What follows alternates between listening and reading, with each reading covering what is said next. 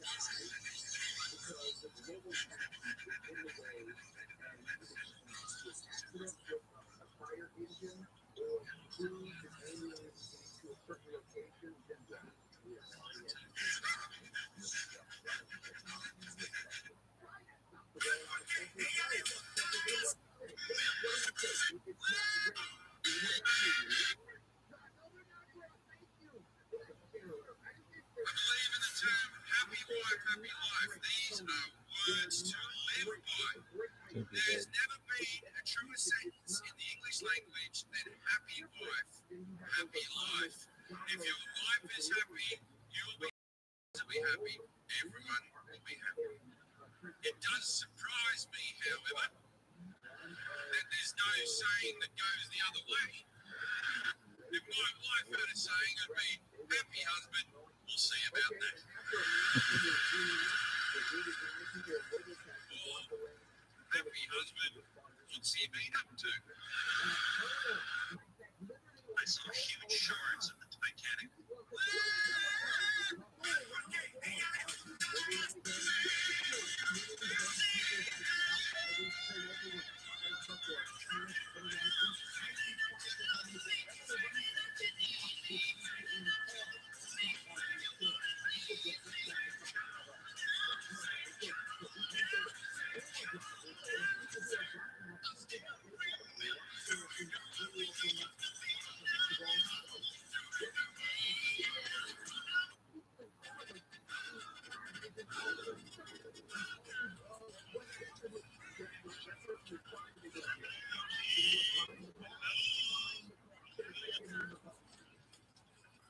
So, 3 seconds.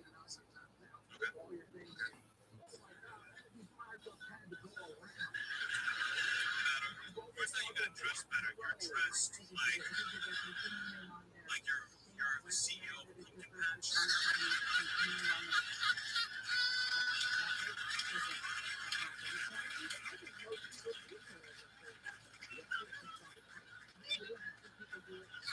Thanks for having us. Something passes today.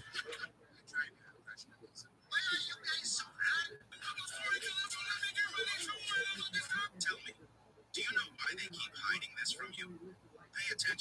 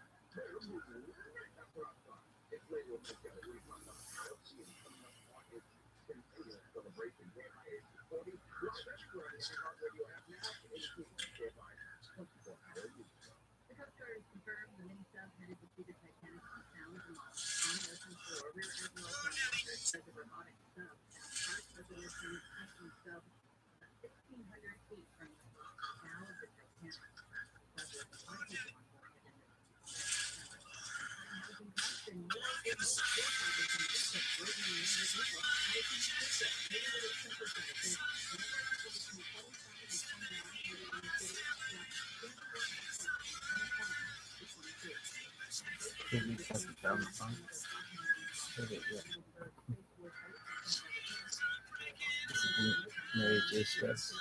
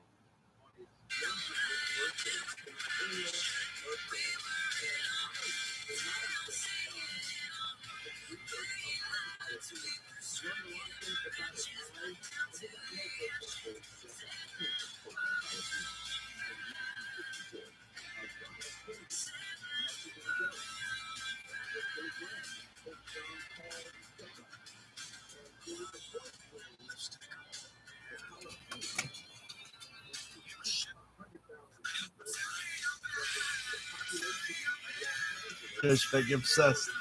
Like, I just remember this about this song. Justina. Yeah. Justini Weenie. Like obsessed.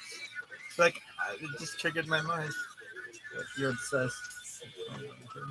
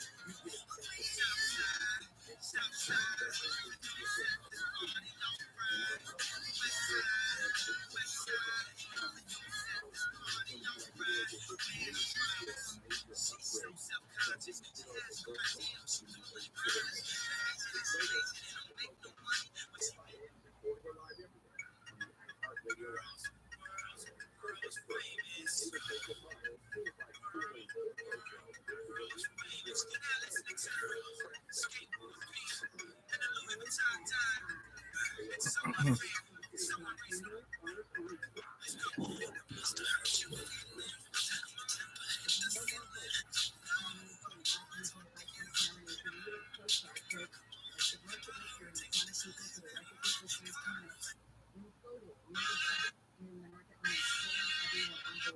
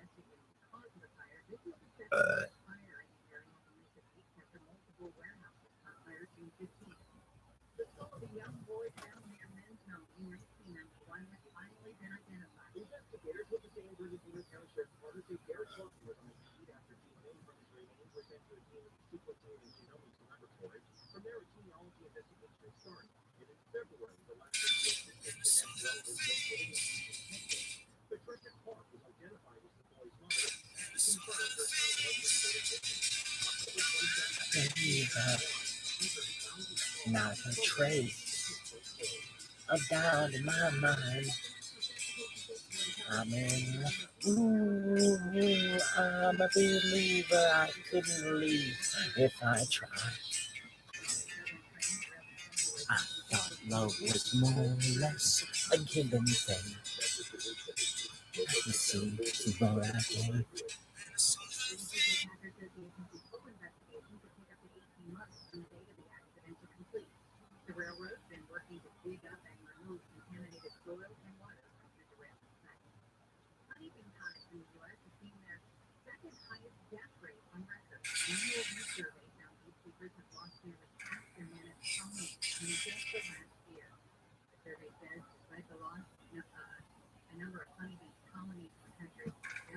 Here we come, walk down the street.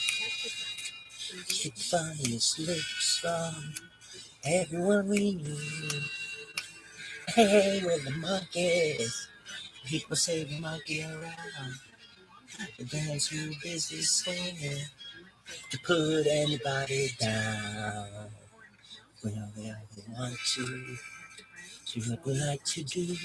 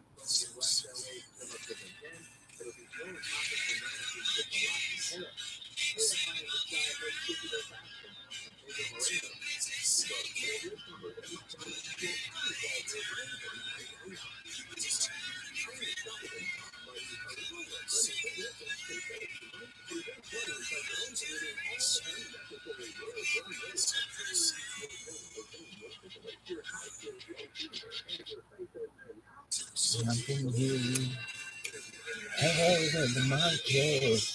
People say, we're too busy singing to put anybody down. Which side of the friend? Come and watch sing and play.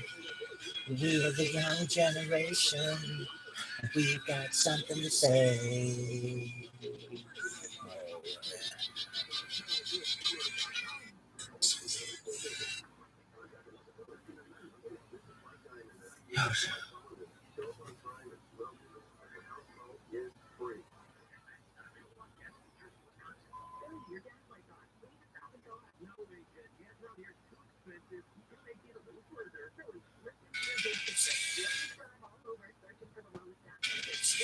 Sleepy Jean, know what can it mean to daydream believer and homecoming queen?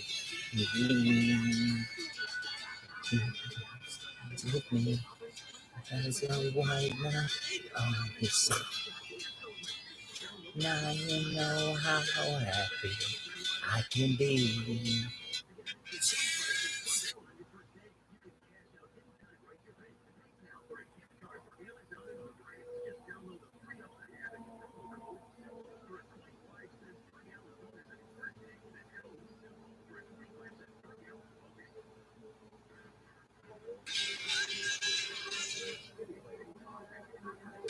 Another Pleasant Valley Sunday, and hey, charcoal burning everywhere.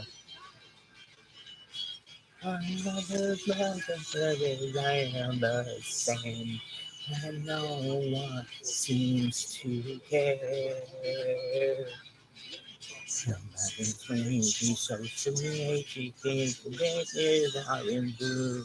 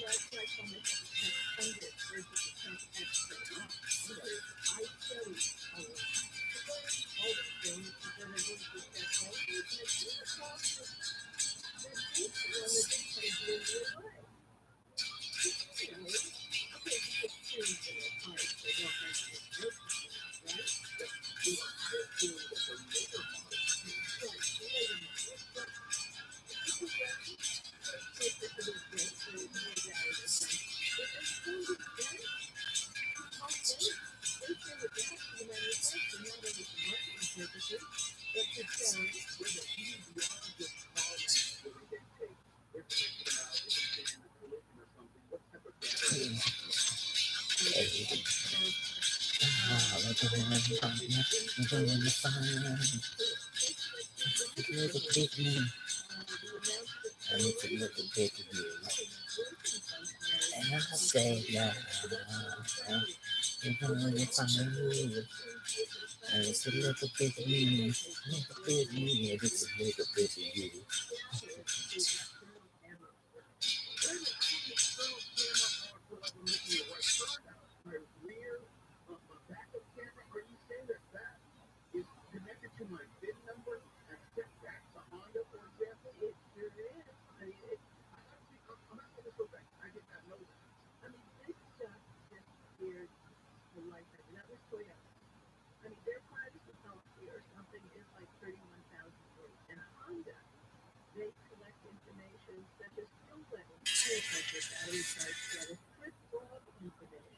It's training because and I'm shooting at the station. My girls got a flavor kissing and it's a conversation. Oh no.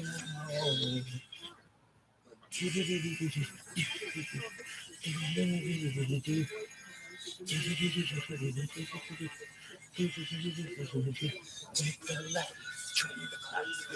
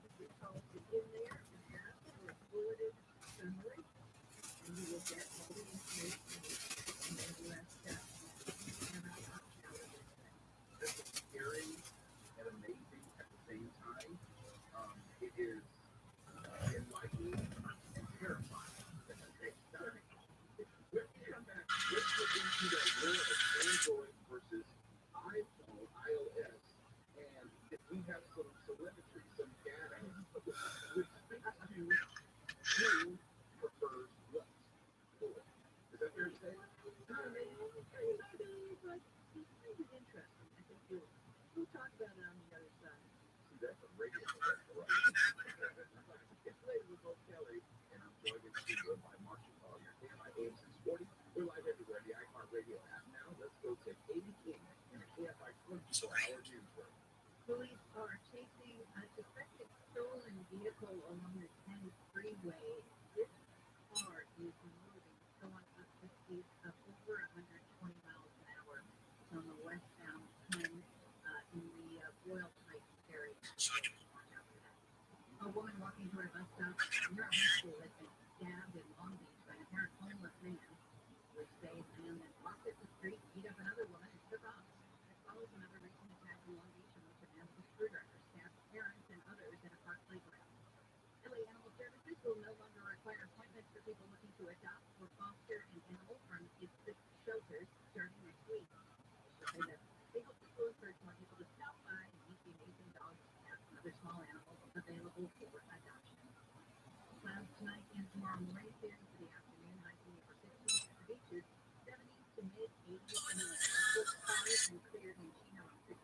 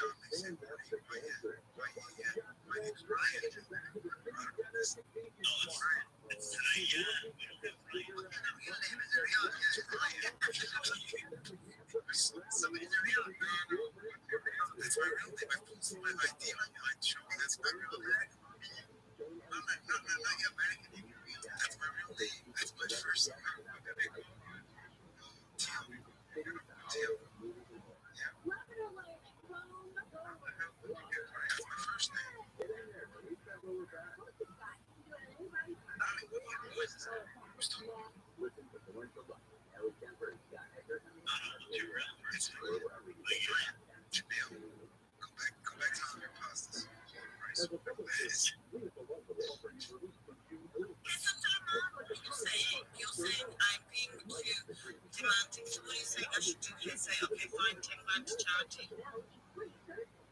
He's giving you 10 run for charity. Why be so demanding and saying, can't be this, can't be that? Give me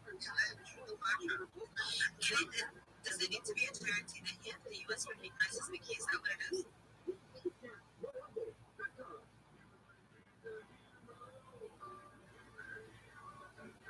I remember when I was young, my brother and I would say, man, our dad works hard. We used to help him change the oil in his wheeler on Sunday.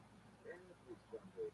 That was really the only time we'd get to share with our dad before he had to hit the road again. He was our hero, and we learned hard work from him. When I grew up, I started Little Hero coming in there to help you on your growth journey. One of the things we do is save you money by heroizing your air conditioner so it performs like new. That restored efficiency saves you money on your energy bill and will keep your family cool all summer long. That's what a hero does. Let us work hard to make sure your air conditioner is ready to withstand the heat and save you money and time by helping you avoid a breakdown. Call We're Heroes coming in air today to schedule your AC heroization or go online at we'rehero.com. To sell your valuable coins, high-end jewelry, collectibles, or fine art or more, here's someone who will tell you why you should call Tangible Investments. Hi, my name is Allie Eastern, and I'm the founder of With This Ring. With This Ring is Allie's charity. About 11 years ago, I realized that the ring on my finger could literally save an entire village in Africa. So I donated that ring, and now we have rings coming in to our organization from women and men all over the world. So who buys Allie's donated ring? Tangible Investment. Our ring donors send their rings directly to Tangible Investment, and they give us more money for those rings than anyone else ever has. With Sill's help, Allie is changing the world. It helps us do what we do best, which is drilling clean water wells in Liberia, Africa. Tangible Investments owner Sylvie Genova has become America's top dealer in coins, precious metals, jewelry, and fine art. Still guaranteed you'll get more. So much so, Tangible Investments for all you've done for us. Call now for a no-obligation free professional appraisal. 800-711-2800. 800-711-2800. 800-711-2800. When you open your offer, you don't fill it with just any hardwood pellets, right? You fill it with Kingsford 100% hardwood ready pellets. Made right here in the USA with North American ingredients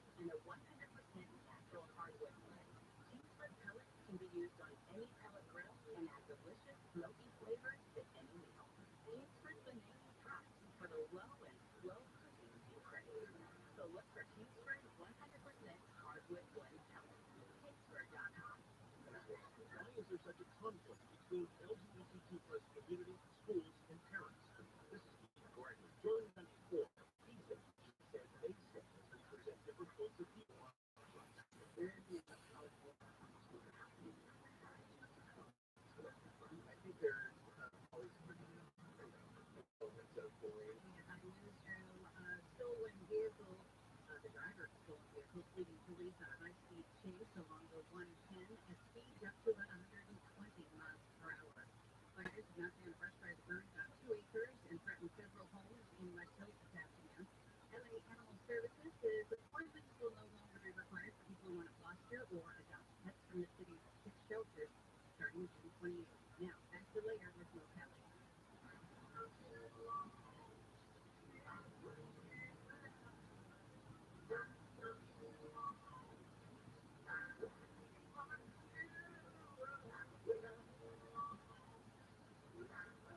KFI 8640, live everywhere on the iHeartRadio app.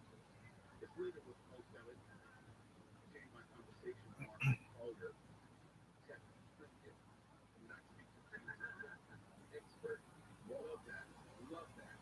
But before break, you're teasing, and I am Android for life, as I tell people. I'm all about Android. I love it because it fits my lifestyle. I do have an iPhone. I have several. I had an iPod back in the day because that was the only technology for that when it first came on the scene. You know, before they had MP3 players. What do they have now? Nothing. Nothing. Yeah. Yeah, it's low. When you're on a plane, I got a new iPod and I'm on a plane. I am going to Shanghai. Okay? And I got a brand new iPhone. And I'm all excited. I turn it on the plane, and it then downloaded any of the page. I mean, I Was have that a 16-hour flight? 15. 15. Okay, what's the difference with that boy? Yeah. Mine. Nothing downloaded. And that was part of my breakup. Look, I remember that I had some syncing issues with my iTunes account. But my point is, Android fit my life. It fits my personality in the sense of I can customize it to get it exactly the way I want it. Now, iPhone users will tell you that they can do the same thing. They don't have as many customization options. They just That is but there was a study done, which was kind of interesting, where they do the Google searches. Take a look at what questions people ask. You know, how do I take a screenshot? How do I do that? How do I do that? And I showed you a chart, number of monthly Google searches asking how to perform certain tasks. And iOS, kind of it seems that Android is 58% easier total. Intuitive. And this is just data for Google searches. This is people trying to what's happening with their phone. So right now there are 144 million users, and there are 138 million iOS users. So it's pretty neck and neck. Let's also get some context. You have Android users, that's multiple manufacturers, that's Samsung, that's Google, that's OnePlus. There are a lot of Android manufacturers that folks who like. What I'm about to talk to you about, you know, a lot of people, they have an Android phone, and then they say, I'm going to go get an iPhone. Everybody likes the iPhone. It's so much easier. Much, much easier. You know, when you buy an Android phone, the magic of Android is it makes phones for everybody. It makes, you can get them for 100, you can get them free. And iPhone free at T-Mobile, that's exciting away.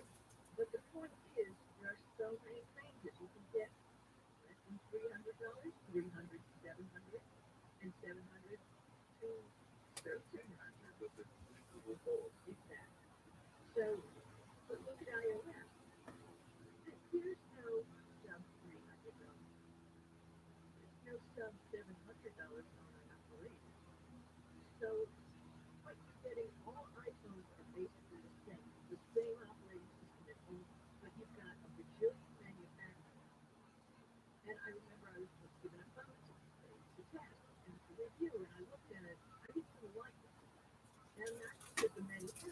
The shell, or Android phones have a shell. Each Android phone has its own personality. So that's the thing. If you're going to buy an Android phone for $300, you can't possibly compare that to an iPhone. An iPhone has magic. An iPhone costs what? An iPhone, to their credit, it's a premium build. It's usually some sort of metal alloy as far as the casing. It's ridiculous to compare that to a low level, or I should say low range Galaxy phone as opposed to. Well, in 2022, iPhone did make the SE, which was only $429, and nobody really liked it. I So did. there was that. Then the next cheapest one is the iPhone 13 at $799. You're not going to get anything No, else. no. It's just not going to happen. So, bottom line, if you're expecting head-to-head comparison, you've really got to do a trick, and there are a lot of websites which will compare. PhoneArena.com. You can put in one phone and another phone and check down every spec and see how they compare. You need to do that if you're going to compare your phones. So, I'm telling you, if you want an Android and you want to be happy with it and you don't have a big budget, all the major manufacturers have refurbished phones that are available. There's used. There's all different ways to get it slightly cheaper. And you can go to those same websites and compare the older version. Just get something head to head so you'll get the kind of quality experience that you want from a flagship phone. I know I'm Android for life. And I know for me, it's about being able to transport the Android experience from phone to phone to phone. When I get my next phone, it's very easy to transfer all my settings, all my customization to my next phone. Better for me? Yes, they are. When I get a new phone, I like it just plain. And I start it fresh. I don't have any of that. No, it's going to take the whole day to get it where I want. That's okay. But you say, okay, but my OCD is placing it perfectly. I want it. Oh, I didn't really use that app. I'm not going to be putting it in my new phone. Oh, so you are like spring clean and start over. Exactly. Because trust me, I can make a mess. I like to think of that thing. So I start fresh on a new phone, on a new tablet, on a new computer. You know, it's going to take hours. But Google, once you load the proper apps, will put in all of your data. Yes, it will. And I really don't care much about old voice messages. I'm sorry, folks. Don't care about them. I will listen Or for old text. Really, I don't transfer those either. So, well, I can list with you all night. We have some stores that are lined up, and we're going to talk about them in coming weeks. But as always, I want people to be able to stay in touch with you. I know that they have questions for you, want to dialogue with you. How can they go about doing that, Mark? contact me on Twitter. Please do it via DM. My DMs are open at Marsha Collier. Also, I'm on Facebook. Message me over there. I'd love to hear from you. Have questions. Let me know. I'll be working on a new book soon. Mark, it's always great to see you. Good to see you, and thanks for having me. Always. But just want to give you another update. We'll be joined at the top of the hour by the Sultan of Jonathan, Randy Argos Williams. That's coming up next at the top of the hour, so be on the lookout for that. We will be Instagram Live. We're going to have a lot of fun. We're going to talk about this new sovereign state here in California coming up at 9 o'clock. It's later with Mo Kelly, KFI AM 640. We're live everywhere on the iHeartRadio app. You're not any kid. You get like 24-hour news flow. I'm in a school in Jaguar. I've been waiting for weeks on a high-speed chase on the 10 and 110 freeways. The driver was clocked at up to 140 miles per hour, got off the freeway and bailed from the driver's seat of the stolen Jaguar under an overpass, so the helicopter cameras couldn't see where he went. The car is rolling down the street by LAX. The driver is wanted for assault with a deadly weapon on a police officer. The LA City Council committee is getting ready to discuss if the council can vote to suspend Councilman Karen Price, who's facing felony charges for an alleged pay-to-play scheme. Council President Paul Perforate, who's on the committee, says he's anticipating a thorough discussion surrounding suspension. There's going to be a lot of strongly held viewpoints. We've already started to hear some of them in public comments during council meetings, and that's good. It's a good thing. I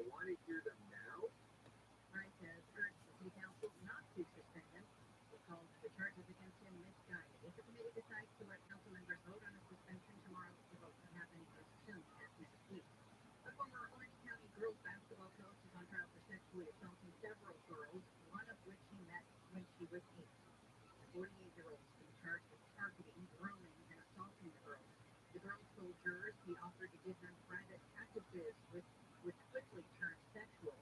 An OCDA says the man's ex-wife is expected to testify about how she had suspicions her former husband was sexually abusing a daughter's teammate. Notified police. Other regards, the parents have been adopted by Orange County School Board, but parents have no say in their kids' education. Reporters said a parent bill of rights to protect student data and provide the outlets to what's going on in the district. Right now, the radiologists are being taught inside classrooms that parents need to see, understand, and have a voice. Other parents told the board this week the bill of rights is performative and political. No, there's no role in Stated rights are already district policy as part of the Ed Code. Flag policy was also adopted, which supporters said would unify students under the American and state flag, while critics called it a deep ban of the pride flag. In Orange, Gordon Carson, KFI News. China has registered a formal protest over President Biden's comments in which he called China's leader a dictator. Biden's remarks during the 2024 re-election fundraiser just after the Secretary of State wrapped up a visit to Beijing. Secretary of State Anthony Blinken's trip last weekend was meant to stabilize and improve ties between the U.S. and China. Biden has since defended his comments, saying they didn't undermine any progress made. Large blue whales have been spotted in big numbers off the coast of Southern California just in time for summer.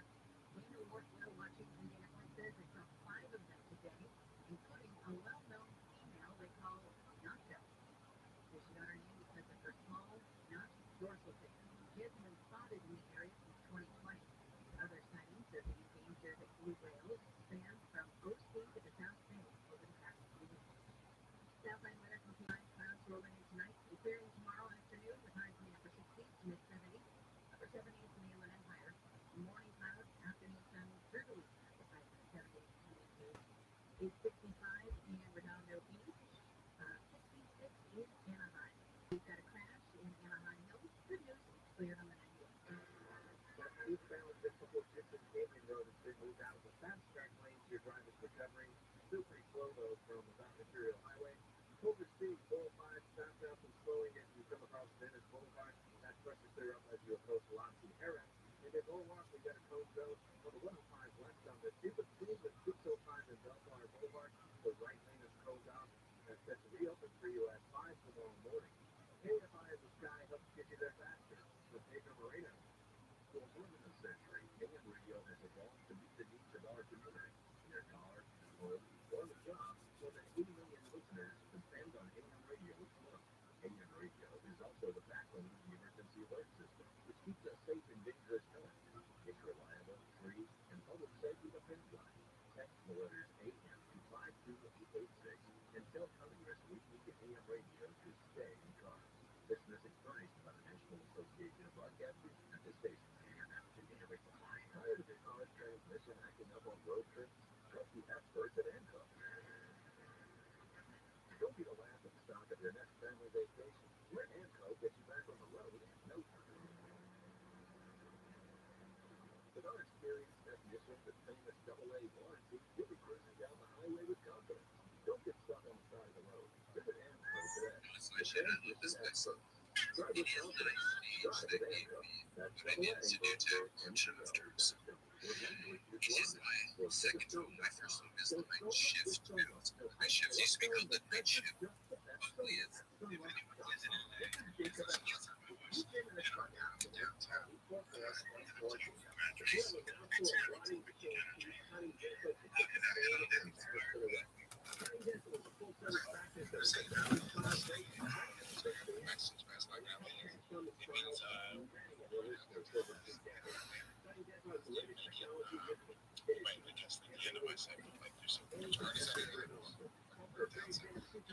more episodes you get, right? Yeah, man.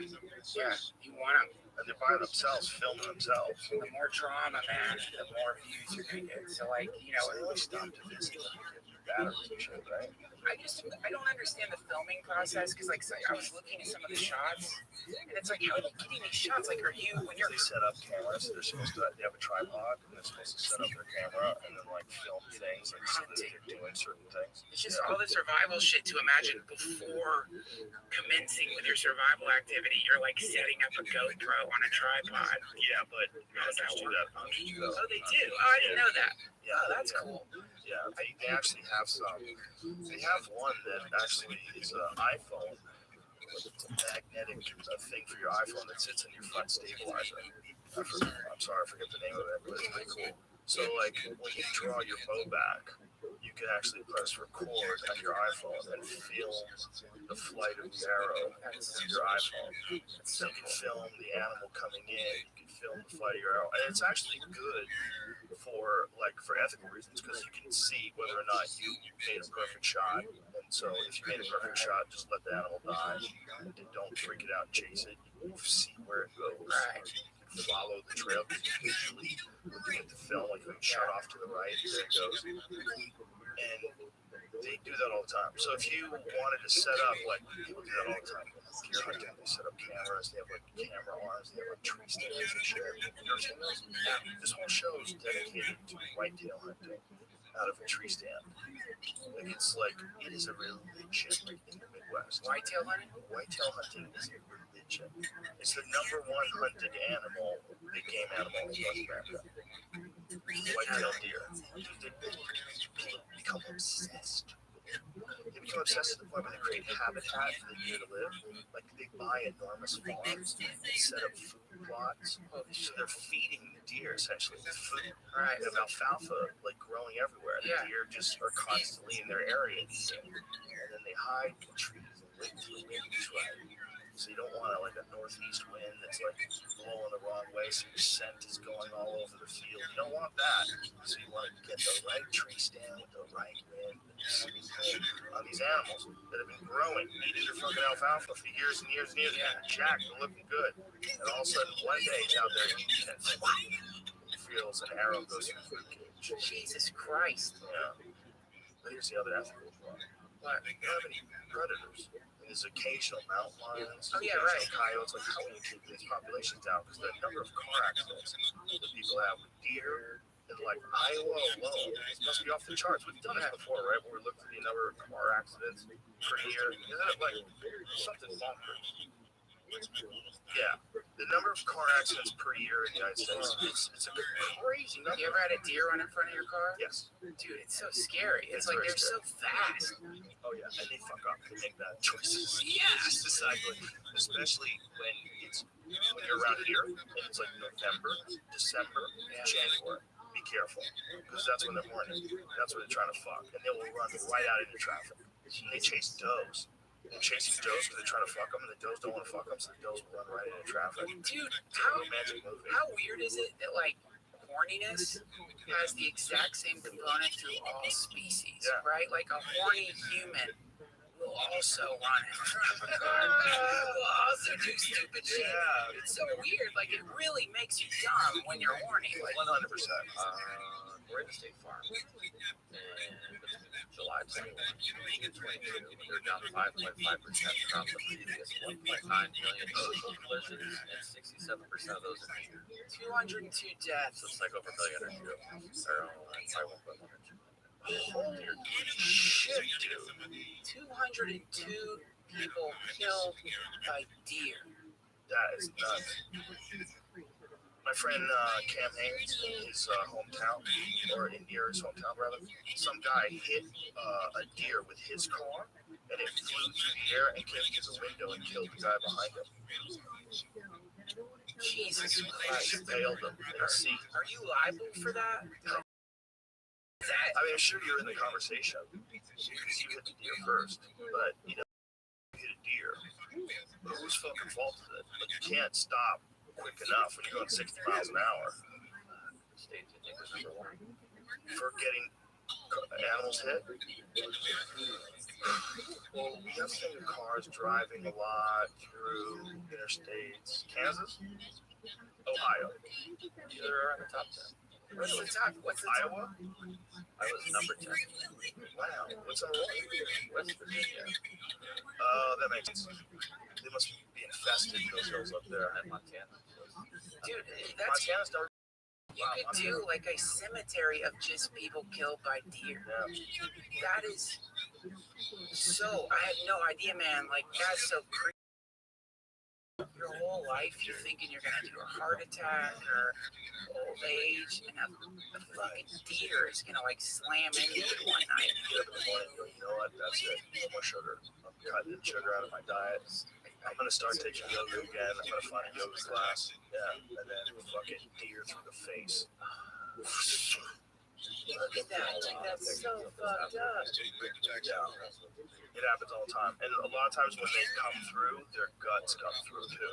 So it's not just a deer that comes through. It's like you hit it and then it goes through your windshield. And when it goes through your windshield, you're just covered in gore. Covered in gore. And you know what? Okay, so like we found some statistic for how many nighttime hand jobs happen in Ohio when people are driving. Where they get hit by a deer. I'm telling you, a few people are When probably. I say hand jobs, what about head?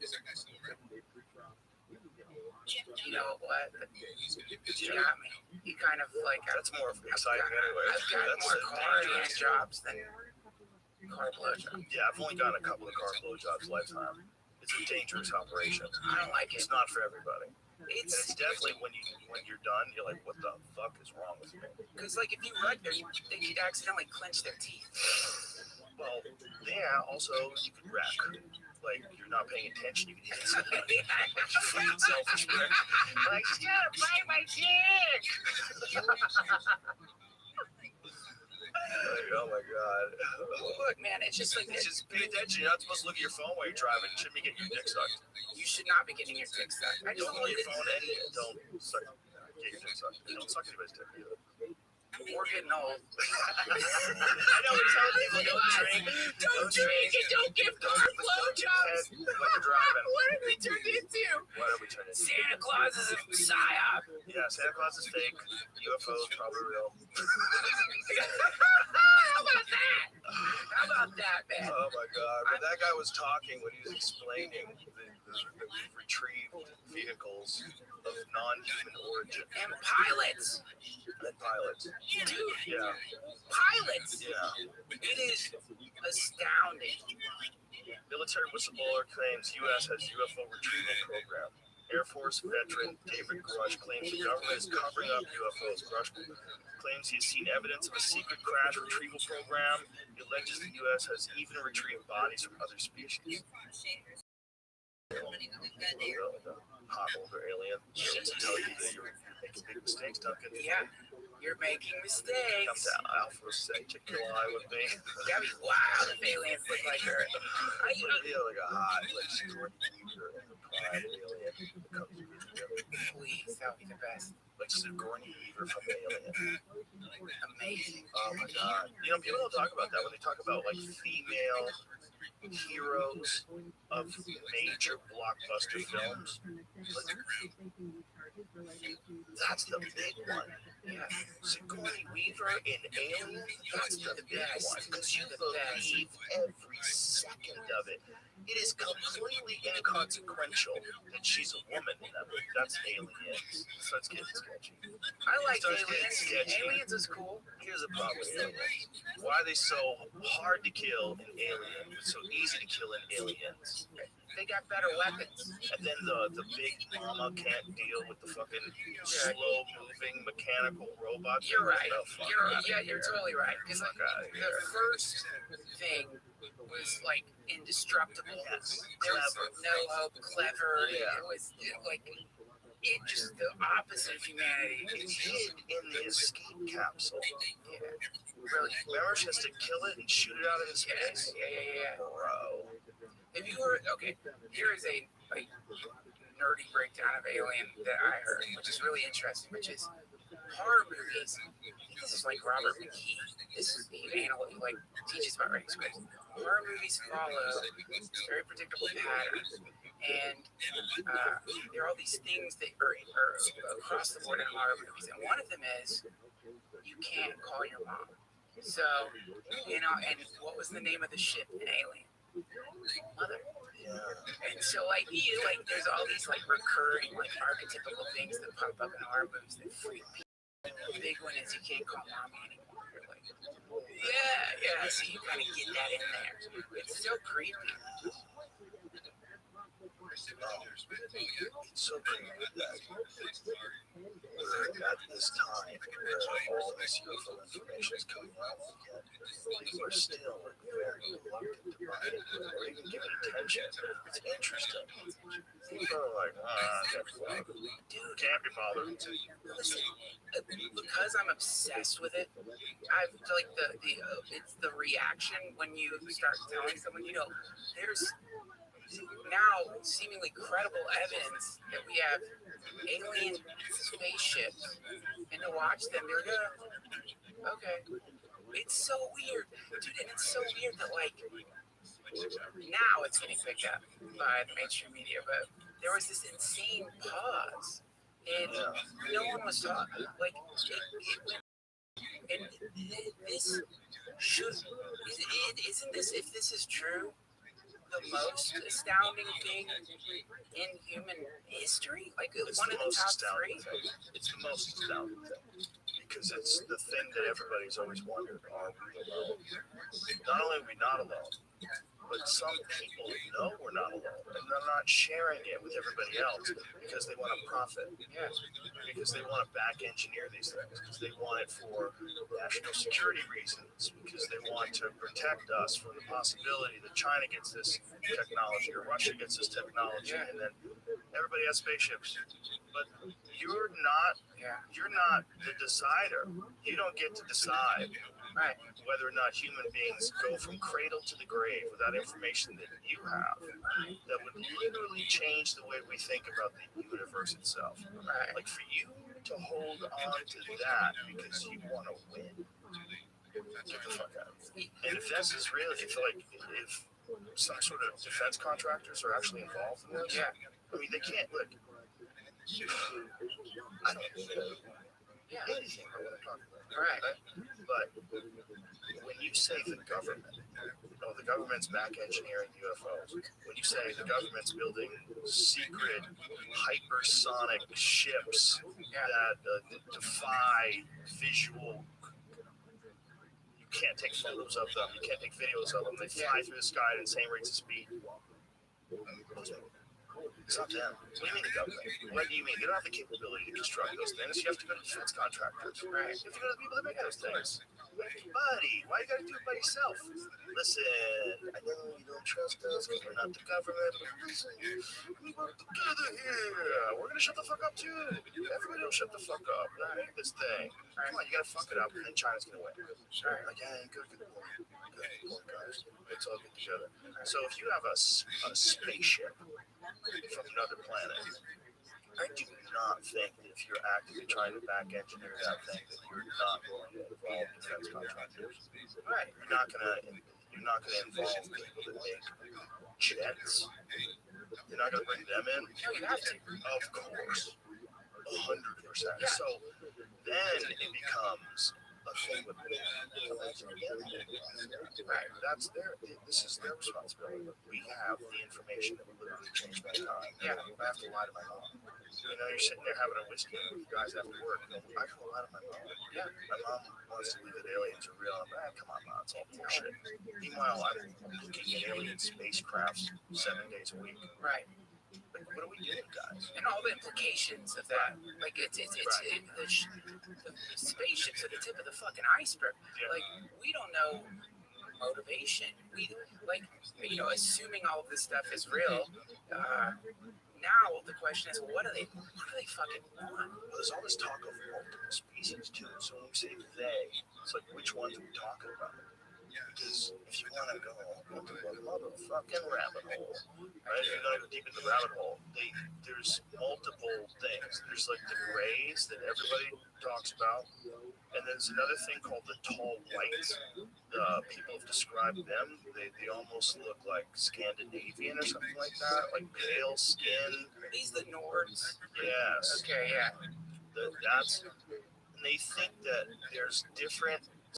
Some alien life is probably 100,000 years ahead of us, 700,000 years ahead of us, 1 million years ahead of us. But some alien life is probably millions and millions ahead of us.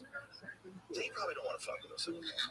Right. But I bet the intermediate classes, I bet they're like the watchdogs for the universe to make sure that intelligence reaches that crescendo, that it reaches that moment where you can join the intergalactic hive of minds, the moment where all the barbaric instincts of our primate DNA are expunged.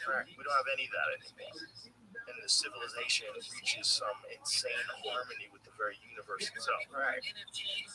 That's probably where it goes if you don't blow yourself up.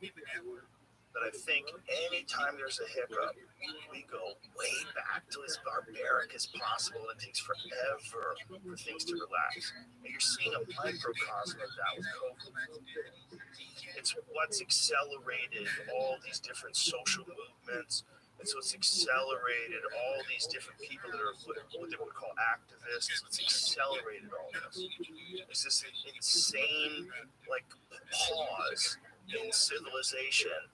And then this sort of like rapid desire to claim ground and to reformulate, rechange, reimagine, restructure. And the government's going to try to get involved, and social groups are going to try to get involved. It's a money grab, and then there's donations, and you find out that some of the people that are involved in the organization are buying mansions. They're like, don't worry about this mansion, I'm out here doing good work.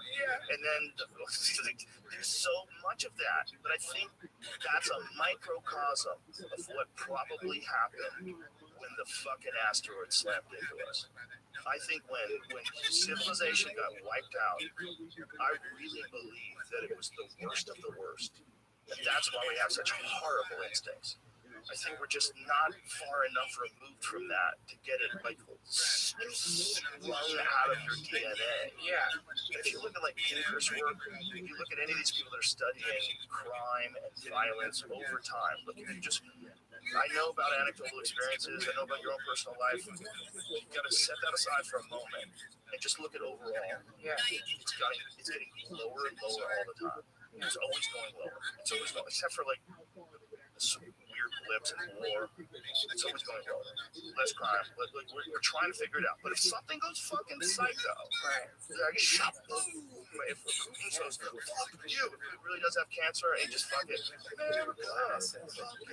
and then we go back to the worst of the worst. It takes a long time to get to where we are. Right. It's 10,000 years. Yeah. It takes 10,000 years to get to the place that we've claimed right now. And we can stop this in its tracks. It is possible. Like the forces that are moving this country in the wrong direction, this terrifying direction. We have power because we voted them in. Yeah, that's a real thing. And if you don't vote them in anymore, and then the person you vote in has courage, things can change. And if people demand it, things can change. But they have to fucking demand it. Right. So then they have to pay attention, and that's a problem. Right. Yeah. Because you get headlines like that. You get headlines like that fucking Al Pacino thing. Right. Just a lion. They're just trying to get clicks. That's why CNN is dangerous. That's why CNN is dangerous. Because CNN, with their biased reporting, the way they communicate things, people don't trust the news anymore. Right. That's what freaks people out now. Okay. They don't know who to trust anymore. So there's this chaos state where people are very uncertain about sources of information. Well, you know what? I must say that is a good thing. Like I think that the weird voodoo that has fallen upon so many people, believing that what's in your phone, what you're looking at, is a reflection of truth. It's really bad. Like, you want to talk about it, sometimes it is. Well, yeah, I mean, but that's the problem. The job is you have to discern one from the other. The idea with educating people wasn't like teach them how to do fucking algebra. It was like teach them how to be rational, separate truth from non-truth, because the moment people are incapable of doing that, then they become susceptible to con artistry at the highest level. And the moment that happens, you get all the awful events that have happened throughout history. So the problem is, man, this replicative reality. We're getting secondhand, no matter what it is, whether you're watching TV or looking at your phone or whatever, you're getting secondhand digitized reality. You've taken fundamental truth, which is nature, and you've converted it into some kind of warped digital representation of it. And so the more you're sort of harmonizing with that, the less you're harmonizing with just basic fundamental truth. You go outside, you look at the trees, you hear the birds, you know what season it is. That's real. Like, that's not misinformation. That's just fundamentally true. You know, but we've become separated from that by many, many layers of bullshit. And you're right. And so now what do we have? We have like a people who are terrified. Have you heard the term fear American? Fear American? No. Yeah, like Americans go to other countries and they're all fucking freaked out. And like, and just completely anxiety ridden because of the connection to world events or a reality tunnel that's being presented to them by gold from the alchemists. That's basically what's happening. Alchemy Guild is paying the media wizards, and the media wizards are like casting a spell on everyone to believe this very specific reality tunnel that is not real. And if it is temporary, it's in the very best is temporarily real, but it's warped. It's just slightly distorted. That's the problem. It's like something in there is true, but it's been distorted in this bizarre way by the media wizards. And now everyone has like lost track of the basic human ability that has to be cultivated to detect bullshit. Like, you need to grow that in yourself. You need to be able to look at anything and think, I don't think this is true. Where did this come from? It's like every time something pops up, you're very good about it on your podcast, by the way. You like point it out, like, wait, what did you say? And then you look it up. And then if it's not true, you admit you were hoodwinked. You're like, yeah, but that's not happening with most people. They're just reading the fucking thing and they're not researching it. And my God, that is how you get pickpocketed, man. That's the worst predicament. That's such a great way of pointing it out. That's exactly what it's like. You're being mentally pickpocketed. Yeah, man, and you're being like warped and manipulated. In social psychology, one of the weird problems of having a human brain is we remember information, we don't remember the source. So if I just give you some bullshit information, you will forget I told it to you in a hot tub when my eyes were dilated and I was just like rambling about something. You might accidentally remember. Truth is truth because you forgot the source. And so your brain spits it out. It's like, yeah, this is reality. You don't know that got implanted into you by someone who wanted you to buy shit.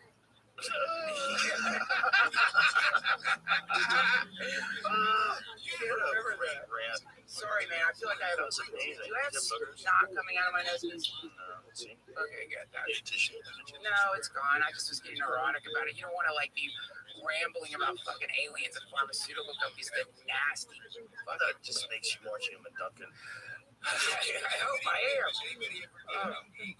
I feel like it's all like a real example of why we need regulation in that regard.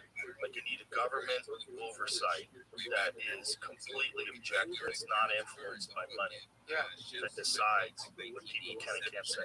Like, what are the odds? Like, it's just crazy. Like, if CNN is the news, what are the odds that CNN would publish an honest, investigative discovery into vaccines? It would be amazing if they did. I mean, Could you imagine them being able to do that? I could see, right? In a strategy meeting, if they're trying to like get the network back up to snuff, somebody being like, what if we do this? And then there's money involved, and then I could see suddenly, like, maybe at some point, right? They would have to go subscription based or something. You have to go back to CNN Plus. We're reviving CNN Plus. Dude, I love CNN Plus. Did you? No, I never fucking. No one has ever said that. You're like, Brian Stelter is the best book club. CNN Plus definitely, like, like at least like the whatever Fox's subsidiary was. I think that's still available and works. They showed Roseanne Barr's stand-up comedy special on Fox Nation. Yeah, on Fox Nation. Is that what it is? Is it called Fox Nation? Yeah, Fox Nation. And I'll admit, man, I came close to prescribing only because, like, I like to watch Lifetime movies. Do you ever watch Lifetime movies? They don't have them on Fox Nation. Please tell me that. No, they don't have Lifetime movies. The Fox Nation seemed like a Lifetime movie because of, like, they're, like, really veering towards, like, conservative, hyper-moralistic sort of like Christian values. Yeah. But turning the volume up too high on that creates inadvertent commenting. And so, like, I was like, fuck, man, I want to watch that. It's going to be really funny to watch. Watch that on Mushroom. Oh my god. I watch OAN. What's that? America's News Network. Is that what it is? I never watched that. What was that one that they had? Was it OAN? I don't know. I said it totally wrong. One American News. What is that? It's that. It's like turned up to 11. It's Trumpism. Turned up to 12. Yeah. Is that what you describe it? It's very much a right-wing channel. Dude, I think you need to take dips in all the propaganda. You know, it's like a far-right pro-Trump cable news channel founded by Robert Herring Sr. Here's the real problem with any of those things. It's hard to find a good anchor. Very hard. Finding someone that can tell you what's going on when you don't want to stab them. Yeah, it's hard. Really hard. A lot of those people are fucking super annoying. Like the way they communicate is annoying. Well, dude, they have to read a fucking teleprompter, right? So it's like they're basically like automatons who have. And they're scared to lose their job. Of course. Just fired Don Lemon. The smartest, most talented guy in all broadcasting. He can't make it. We're all on the chopping block. Dude, let me tell you, man, the day they canned Lemon, a quiver went through everyone at CNN like, Jesus fucking Christ, we're all in danger here. They got rid of Lemon. They plucked Lemon from the tree and they left this void. Now what? How do you replace Lemon? Well, they don't have any stores here, right? Like, do they have Blitzer? It's exciting about it. Is he still on that?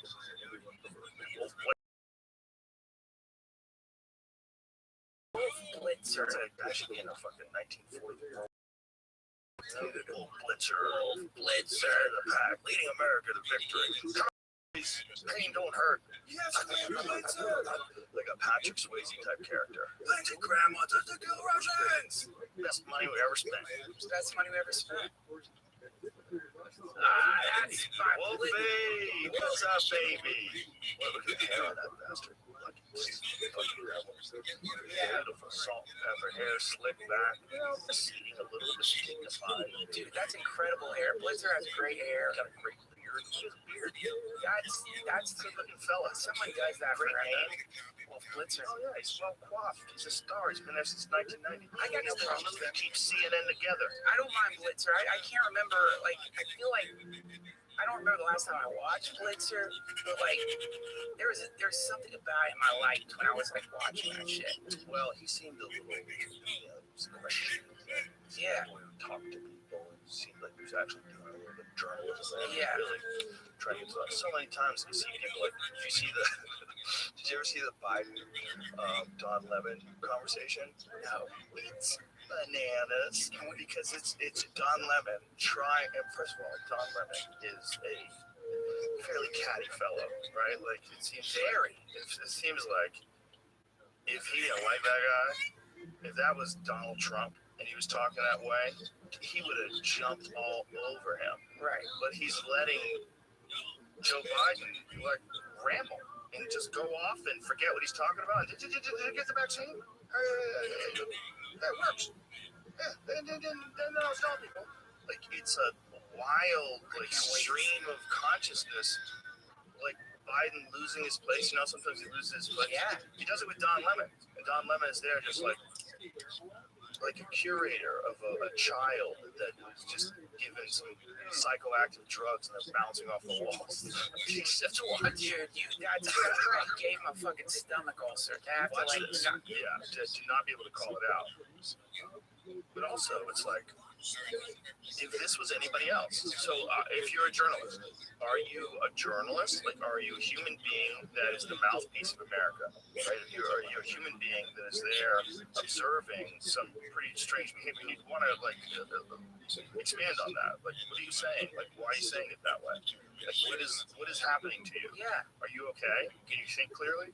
If this was the opposition, this is the thing about having anchors that are so you're gonna have anchors that have opinions always. Everybody is. To have an anchor that's so rigidly one-sided. So watch this. Play this. Are you okay? I mean, no, it works. Or the mom and dad, or the neighbor, or when you go to church, or when you're. No, I really mean you're trusted in a lot of things. Think of the people. If your kid wanted to find out whether or not there's a man on the moon, or something, or whether those aliens are here or not. Who are the people they talk to beyond the kids who love talking about it? I got the answers. That guy sounds like us. He sounds like us after a couple. Dude, no. Joey's beat. No, man, that's elder abuse, man. That's like, that's kind of like when that's happening, you're gonna go, okay, Dad, okay. Or edibles. I'd like to think he's not edible. Dude, I don't. The whole thing is just so ridiculous to him. He can't believe his son is fucking dropped his laptop off at a fucking repair shop filled with all sorts of evidence of crimes and dick porn, feet porn, chaos. Running amok. His kid is just going wild. Go to that. Measuring coke. Fresh off the CIA plane. I like how he measures his stuff. Smart. Even though he's like doing crack, he's like, make sure I don't overdose. Yeah, I mean, he's got like a lot of money. Yeah, right. Yeah. I mean, it's very presidential the way he weighs crack. If my dad dies, like, you're gonna get some. It's like a Succession thing. Yeah. The show Succession. Yeah. Did you watch it? I got into it, and it was so intense. I stopped watching it. I was absorbed into it, and then I was like, man, I can't do this every night. It's really good. It's so good. It's really good. It's a really good show, and it ends amazing. Bravo to the ending. I just want to say it's the best ending of any series I've ever watched. These and even The Sopranos, I get what they were doing, but at the end I'm like, really? Oh, I didn't finish The Sopranos either. The last episode of Sopranos, I get what he's doing. I get it. You can't fault him. The fucking show is just genius. You can't have a bad word to say about one episode that I didn't enjoy. The show was amazing. They literally made a psychopath a hero. Yeah. He was our guy. We wanted Tony Soprano was the fucking man. He had enough moral fiber, that we accepted him. Right. And it was attractive that he was that guy. He's this fat guy. He's banging hot chicks, and with coke, and he's running the mob. Yeah, it's great. I mean, the episodes I saw. It's fucking great. At the end, they're just sitting there, and this guy seems to be paying attention to them. Oh, really? Yeah. And the idea is that the guy killed him. No shit. Yeah. So they're all hanging out here. And that's the end. The car parks. That's amazing. That's a cool ending. They're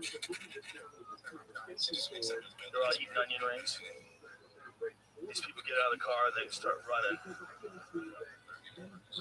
Oh, that's the daughter. She comes and sits down. That's right.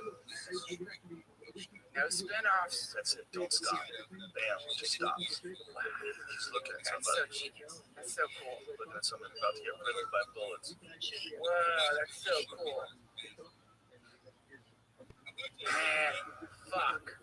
That's amazing. That life, you're probably just waiting for the day. Yeah. You killed so many people. Yeah. Done so many horrible things. Yeah, it's so fucked up, man. Just think about that. Think of, like, not to get back to the Ukraine thing, but think, like, being fucking pooped. How fucked up that feels, man. To, like, every day, what a rotten fucking day you're having. I mean, this is the thing, man. It's like, with Biden, with Putin, all these people, they're too old.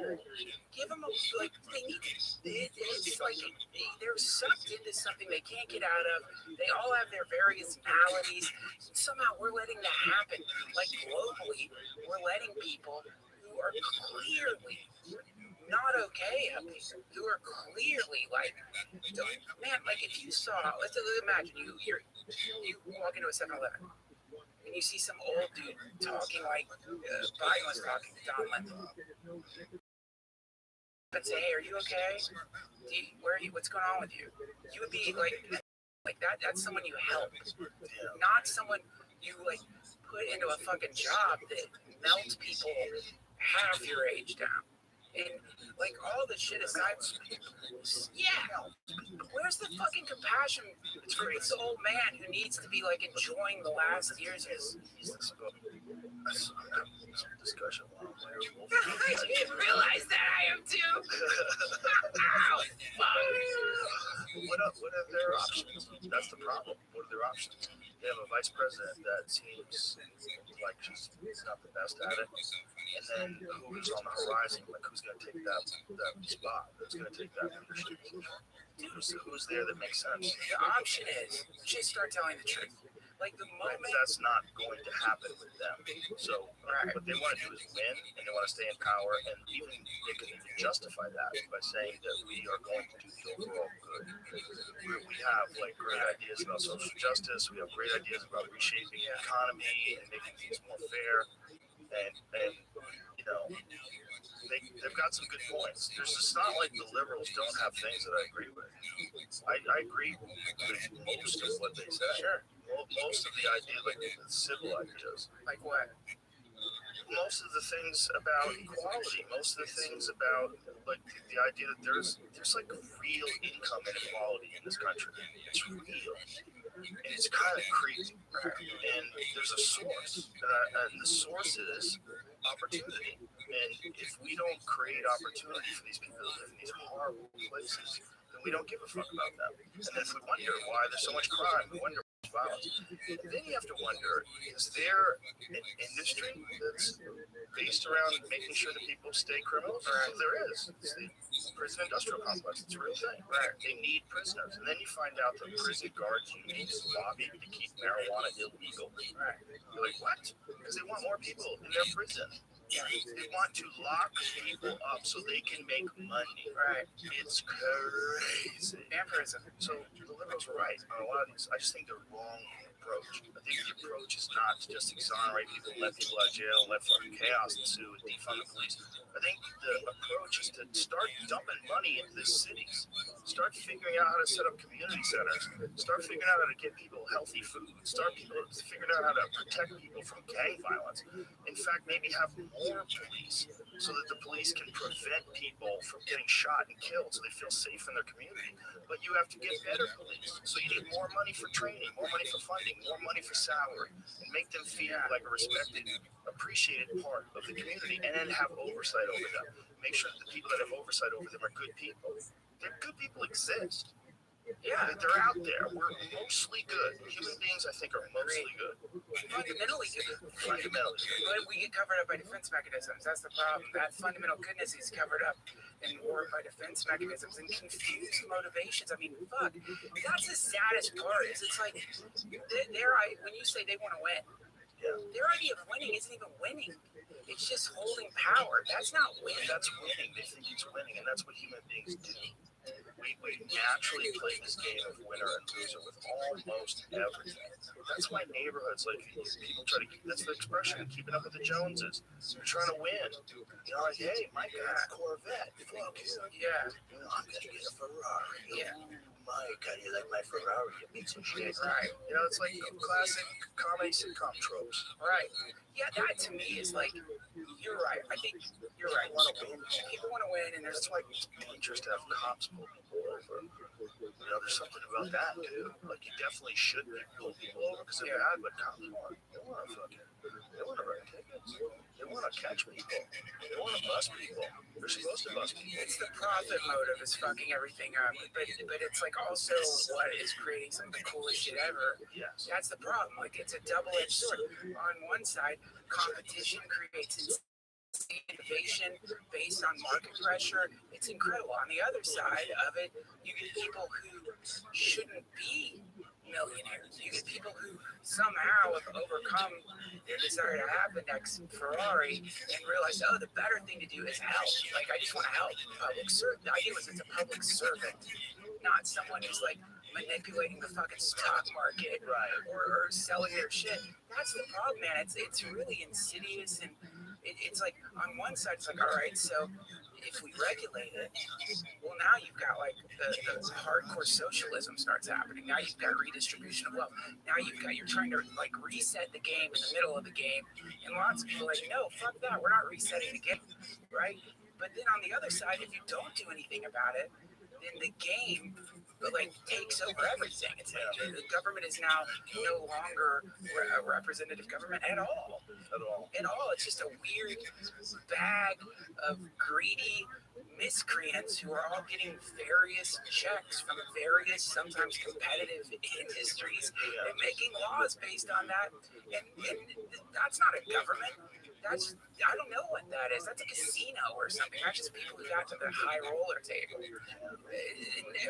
No, it's like people who are like, I'm done gambling. I'm going to control the fucking casino. That's what people are terrified about generational wealth. That's why people are terrified of like very, very wealthy families that transfer this money down to their children. Like the children don't earn it. Like, that's job free. Yeah, everybody knows what that is. That's why Succession is such a good show, because you can relate to it. Right. Like, what fucking bizarre reality do they exist in? Dude, I don't know, but I wish I'd experienced it. That's fucking fun, baby. Oh my God, can you imagine bursting out of that womb into some Illuminati fucking delivery chamber? Holy shit, it's the best. Oh my God, what a life. Jets from birth. Oh, fucking incredible. Access to the adrenochrome chambers. Adrenochrome on the left. On the left, just every... Just use your irises to let you right in. Dude, I can't even... That is just so crazy to imagine what that's like. What is that like? You never know. You never know what it's like to, like, worry about being able to, like... You know, if you ever, like, gone out to eat with people... Please not let it go through. How overdrawn is it? You know what I mean? Like I'm about to get humiliated in front of my friends. You've never known that. You've only known endless, infinite opulence. Your nannies have fucking nannies. You've got you're being educated by some of the smartest people on the planet. Your diapers cost as much as most people's wardrobe for the year. You know, world for sure. Yeah, that's a really cool incarnation, man. It's strange because it doesn't give you the adversity that you need as a young person. It doesn't give you the challenges to overcome. It doesn't give you the real possibility that you can grow someday. The real possibility that you might not have enough food. I think there's a superpower in growing up poor. I really do. Never escaped. Never. Growing up poor, when I was a young boy, we were drinking powdered milk, living off welfare, food stamps. Wow. I remember that. I remember that clearly. I remember shame. I remember all of it. Yeah. And so, also, I saw my parents build out of that, and then move to a respectable middle-class suburb when you go to a good high school. Right. So I saw what hard work and all the thinking that was involved in playing this out properly led to get out of that. Yeah. We were in San Francisco in the 1970s, and it was fucking weird. I felt very vulnerable already, but then on top of that, to be poor, and then on top of that, to be a latchkey kid. So I was just out wandering. I could just leave and go anywhere. Right. Yeah, man. That formed you. Yeah, that forms you. And if you grow up on private jets, and if you grow up always knowing that you're going to have money, always knowing you're going to be fine, always knowing that you're going to be a part of an empire at one point that has wealth, the likes of which no one will ever be able to explain. where your children will be billionaires. You can divide it evenly amongst their children. They'll be billionaires as well. It's nuts. It's like a different universe. But those kind of people that grow up in that environment will never think like you do. They won't. They'll never think like I do. They won't. There's like extra gears that you have that you're born with when you live in poverty. I think that's like when you look at all the great athletes, almost all of them, unless they grew up in households that were like very strong households where the father really encouraged athletics and was like really a great coach, and the kid like grew up competing and really enjoyed it. That's possible too. But in fighting in particular, boy, it's a lot of people from fucking dire poverty. It's a lot of people. But don't you think it's possible as a parent? Because, like, I mean, my kids aren't scraping by, and I know your kids aren't. Isn't it possible as a parent, if you're lucky enough to not have to worry about that shit our parents worried about, to still create a childhood and a life that isn't imbalanced and has within it the possibility for failure and having to like figure out how to do shit, right? 100%, it's possible. It's just a different challenge, right? Like in life presenting you with challenges that you could have never predicted, you didn't ask for, and they're right in front of you. You have to deal with them. People that go through that sort of a life, I think they have like way more defenses up, way more awareness of deception, way more awareness of people's ulterior motives, and people who are creepy, people who aren't being genuine. And you and I will both encounter plenty of people like that. Yeah, or you'll look me aside and go, hey man, I don't think this guy's cool. There's something wrong with this guy. Yes.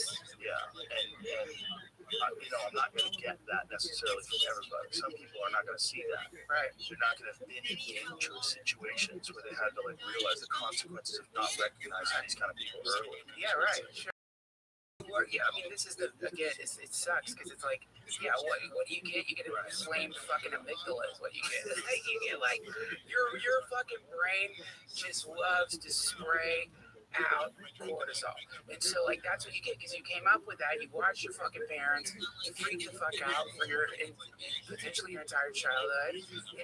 And so you're freaked out. You're living in like a weird battlefield that doesn't even exist anymore with your childhood, where it's like, some people they didn't have that, so they don't think about shit like that. They don't think about like, oh my god, is this person okay, or oh my god, well, they don't have that we have. I think it's, dude, honestly, man, I don't know. I do agree with you.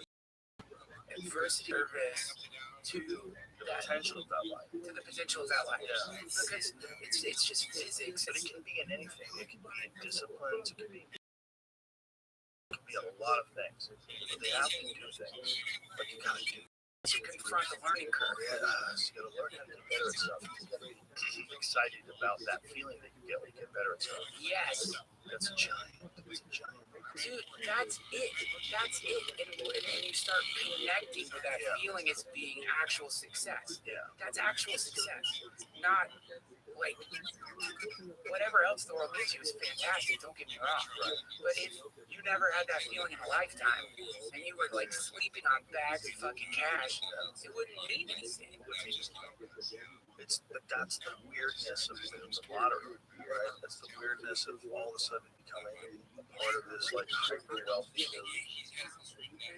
And that's the weirdness of anybody's life in North America. Like if you're in North America, you're the first one to hit the fucking lottery. Right? If you're in the United States, oh shit, you have to get vaccinated. If you're in Canada used to be an awesome spot to live until the lockdown. What is happening up there? Yeah, what is happening up there? Going on? It's like of all the places you would expect to have some like encroaching fascism happening. Never Canada, never my list of. It's very odd. Like, tune out of the guise of social justice. It's so crazy. but that is how you do fascism. Like, if you want to do fascism, that's how you do it. Like, you don't do fascism by saying like, hey, I'm gonna control the shit out of you motherfuckers. You do it by saying, hey, you better watch out because this thing is coming, and I'm the only one that can keep you from that thing coming. Fill in whatever that thing is. Bro, when they lock people out of their bank accounts for protesting, the Freedom Convoy, they lock people out of their bank accounts. They lock people out of their bank accounts that don't need it. Not even that went there, that don't need it. You can't agree with them. You can't agree with them. We're going to take your money. That's crazy. That's so scary because it sends ripples of fear through everybody. And it should.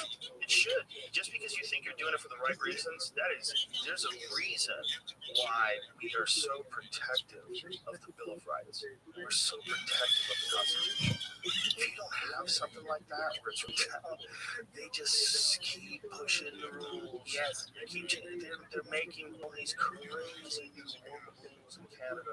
You can't say shit about it. There's censorship of everything on the internet. They don't like. They can pull things down. They can do all kinds of wild shit. I don't know about the internet. What is it? I know it's about broadcasting.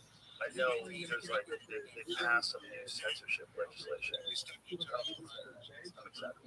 But what it is spooky because that guy is like not being honest about what he did during COVID. He's saying he never forced anybody to get vaccinated. They fucking kind of did. You ruined their life if you didn't. Censorship bill. The bill makes changes to Canada's Broadcasting Act. The legislation requires streaming services such as Netflix and Spotify to support Canadian media content like music and TV shows. It also requires the platform to promote Canadian content. Is that it? It says regulate though. Like what else is good positive spin on it? It's a nationalistic effort. Yeah. They want to promote more Canadian content. Still weird. But I know they've had that in the past. You know, they had that for like radio and for television. They had rules up there. I remember that because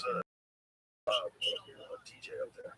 The bill makes changes to Canada's Broadcasting Act. The legislation requires streaming services such as Netflix and Spotify. It also requires platforms to promote Canadian content. Specifically, the bill says online undertakings shall clearly promote and recommend Canadian programming in both official languages as well as Indigenous languages. The changes give the Canadian Radio, Television and Telecommunications Commission, Canada's broadcast regulator, broad powers over digital media companies, including the ability to impose financial penalties for violations of the Act. The government says the legislation is necessary to impose the same regulations and requirements in place for traditional broadcasters on online media platforms. Right now, broadcasters are required to spend at least 30% of their revenue on supporting Canadian content. Online streaming has changed how we create, discover, and consume our culture. It's time we updated our system to reflect that, a government news release on the bill says. That's not good. None of that is good. Because them saying, are we or are we not moving to a global entertainment world for the English language? Because it seems like it's kind of moving in that direction, right? I mean, some of the best podcasts in the world, like Trigonometry, comes out of the UK. There's a lot of stuff out of America that's very popular over there. Yeah. It could gives a shit. If it's Canadian or if it's American, like you're gonna regulate the internet. But to me, the real creepy thing is the state is saying what Canadian culture is. Right. Like, culture, isn't it supposed to be something that kind of spontaneously emerges from groups of people? But they're not exactly saying that. They're saying you have to say, you can look at it in an altruistic way and say this is promoting Canadian content and it'll encourage more art to be created in Canada and has more opportunities. That's fine. But you can't regulate that. You can't legislate that because you can't give those fuckheads power over creativity. You just can't do it. You can't do it. You'll ruin it all. You'll ruin the internet. You'll ruin it all. The bill's journey through Parliament has been difficult. Rodriguez tabled the legislation in the House of Commons in February 2022. Nearly a year later, the Senate sent C11 back to the House Commons with amendments. The House accepted most of the amendments but rejected others. So is it passed or not passed? One of the most contentious points of debate is whether C11 would apply to user-generated content, such as podcasts and online videos. The government has insisted that the legislation is not intended to regulate independent content creators. Not intended is not a good way. I don't like that. It's not intended, but it could be used in that way. Right. You can have more power to tell you what to do. If you are a Canadian person who is broadcasting a podcast out of Vancouver, and you have a narrative that doesn't fit with what Trudeau wants you to say, you could run into trouble. You can't have them have any power over the internet. No. You gotta say no. Dude, But it seems like they passed it. Here's the thing.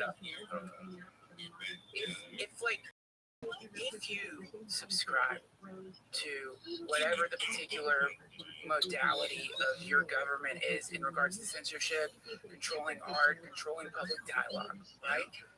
You think this is what you think. You think, well, they have to because I'm in danger of this or that, whatever. Not only that, they're good. They're good. So Trudeau's online censorship law, C11, passes Parliament.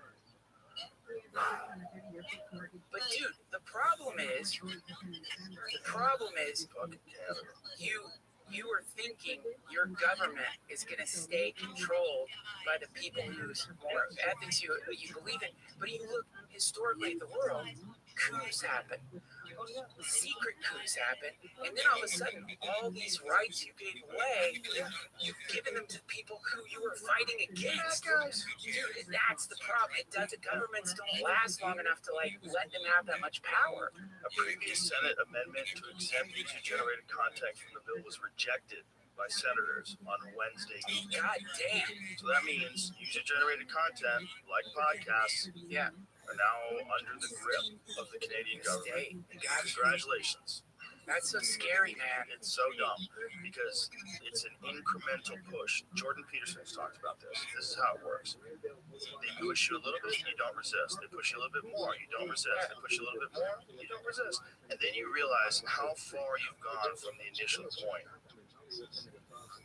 And that's what's happening. And that's what just happened in Canada.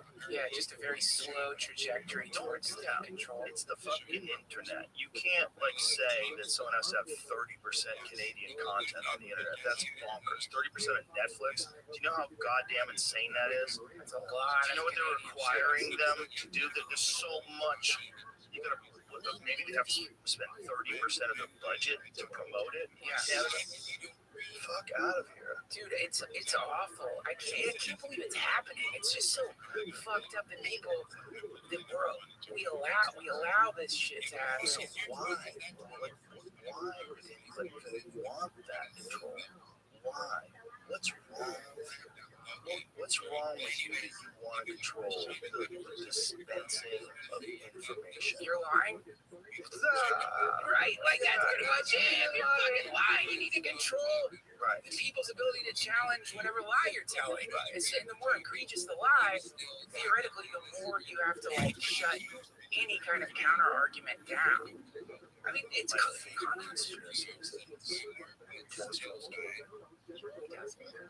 he looks a lot like his dad, too.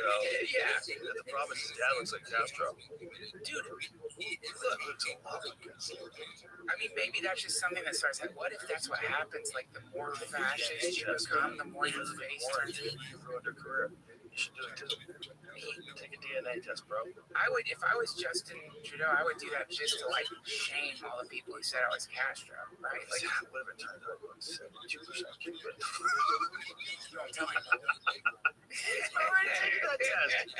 He's probably taking that test and called his mom. What the fuck? Mom, son, it was a lonely weekend. Castro seems a wonderful man. kind of cooler though, right? I like the fucking. Unless you're living under his grip.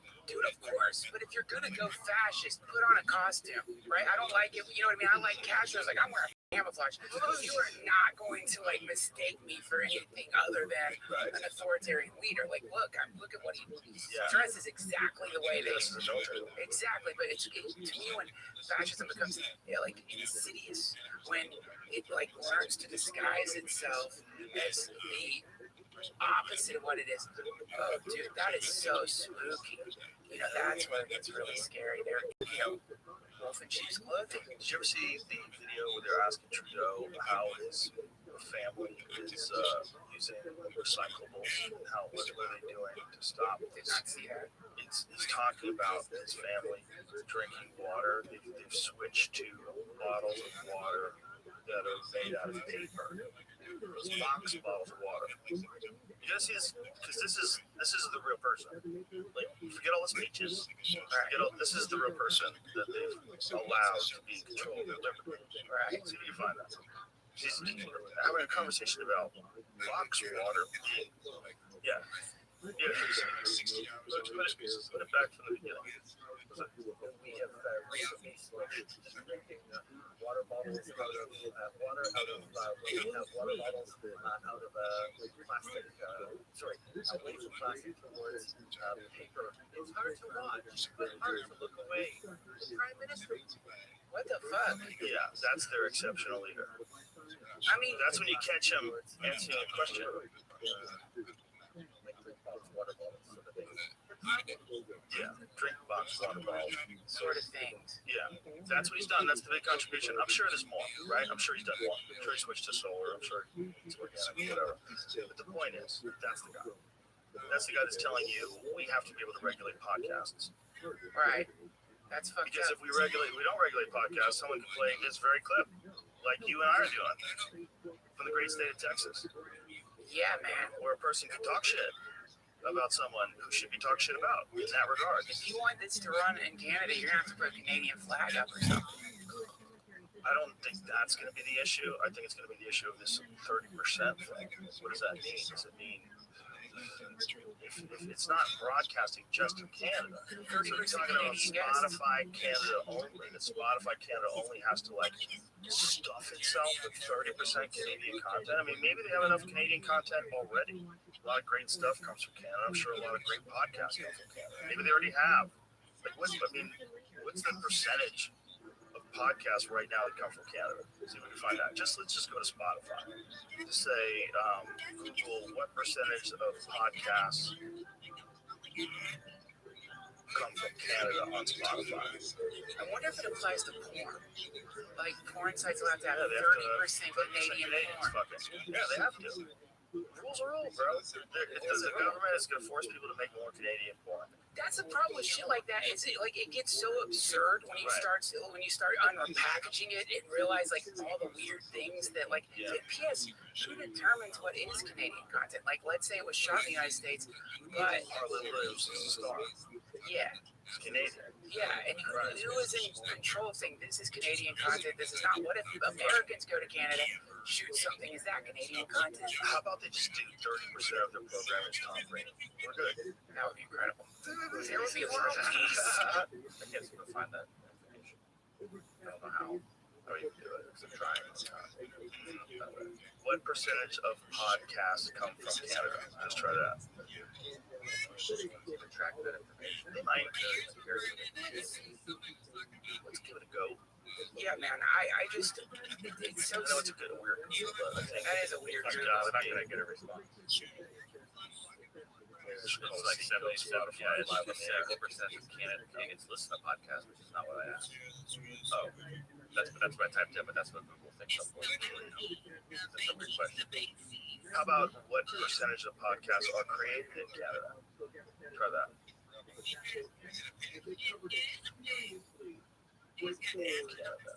It's the same problem. It's not. It doesn't make it a massive question. So maybe there's a chart out there of podcasts by country.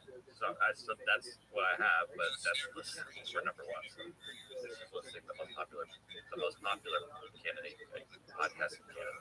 Sorry, that are coming from there and within the talk to someone in Canada who's tracking all that information, and everyone has to be honest about where they're uploading. You know, Fun. First of all, shout out to Canada for making me number one. That's cool. Yeah, I was looking for a Canadian For now. podcast consultant. Yeah, those are normal. Caller Daddy, Huberman Lab number 3. Yeah, Jordan Peterson. Yeah. Yeah. Damn. That's cool. That must feel good. It's fucking weird. Like that. But what's the problem? Yes. Thank you, friend. Yeah, man. I don't know. I try not to. The other thing about it is, the more you fixate on the state. Cheers, my brother. Congratulations. Thank you, sir. 2,000. 2000 episode. The more you fixate on the state is an egregore. It's a thing that so the more people that fixate on the thing, the more powerful it grows. That's the other thing. The more it works. You know, like people, when you realize they are enjoying negative attention, Yes. that's the state. It doesn't care what flavor the attention is. It just wants attention. Yeah. The more it gets, the more powerful it gets, the more people believe in it. And that's all if you believe it's going to hurt you or if you believe it's going to help you, you're still supporting it. You're still bringing it into increasing levels of power. Yeah. So that's the other problem is like everyone gets all fixated on the government. Like that, the news has, many news stations have just turned into endless conversation about the government. Endless conversation. Nothing about like human interaction at the basic neighborhood level. Just about like, I don't know how many people are running the show, but not that many. And it gives the impression that the state is good. Even if it's reacting to, like, we gotta stop this. You're still worshiping it, but with fear instead of, like, praise. You're still making it something incredibly powerful, which I'm not saying it's not. How much of that power is just coming from a general belief in the egregore of whatever the fucking government is. Boy, I sure hope I'm using the word egregore right, because I said it. No! Don't Google it! You had it right. You had it right. Jesus. You're good. Right. Terrence McKenna had a great quote about that. He said, "We're doing the man's work for the man." That's it. That's a lot of it. Because they were like, how are you able to do these seminars where you're talking about things that are completely illegal? You're talking about these experiences with great detail. You're traveling all over the world. And he said, first of all, I think to paraphrase him, one of the things was you have to keep it small. If you notice, he does these things, there's 100 people there, 200 people. Yeah. It's very small. Informal gatherings of people that are like-minded. And keep your circle tight. Yeah. Yeah, you don't tune in, drop out, all that shit where you're telling everybody to quit speaking to that. Like, hey. That's Ken Kesey. Yeah. That's Ken Kesey.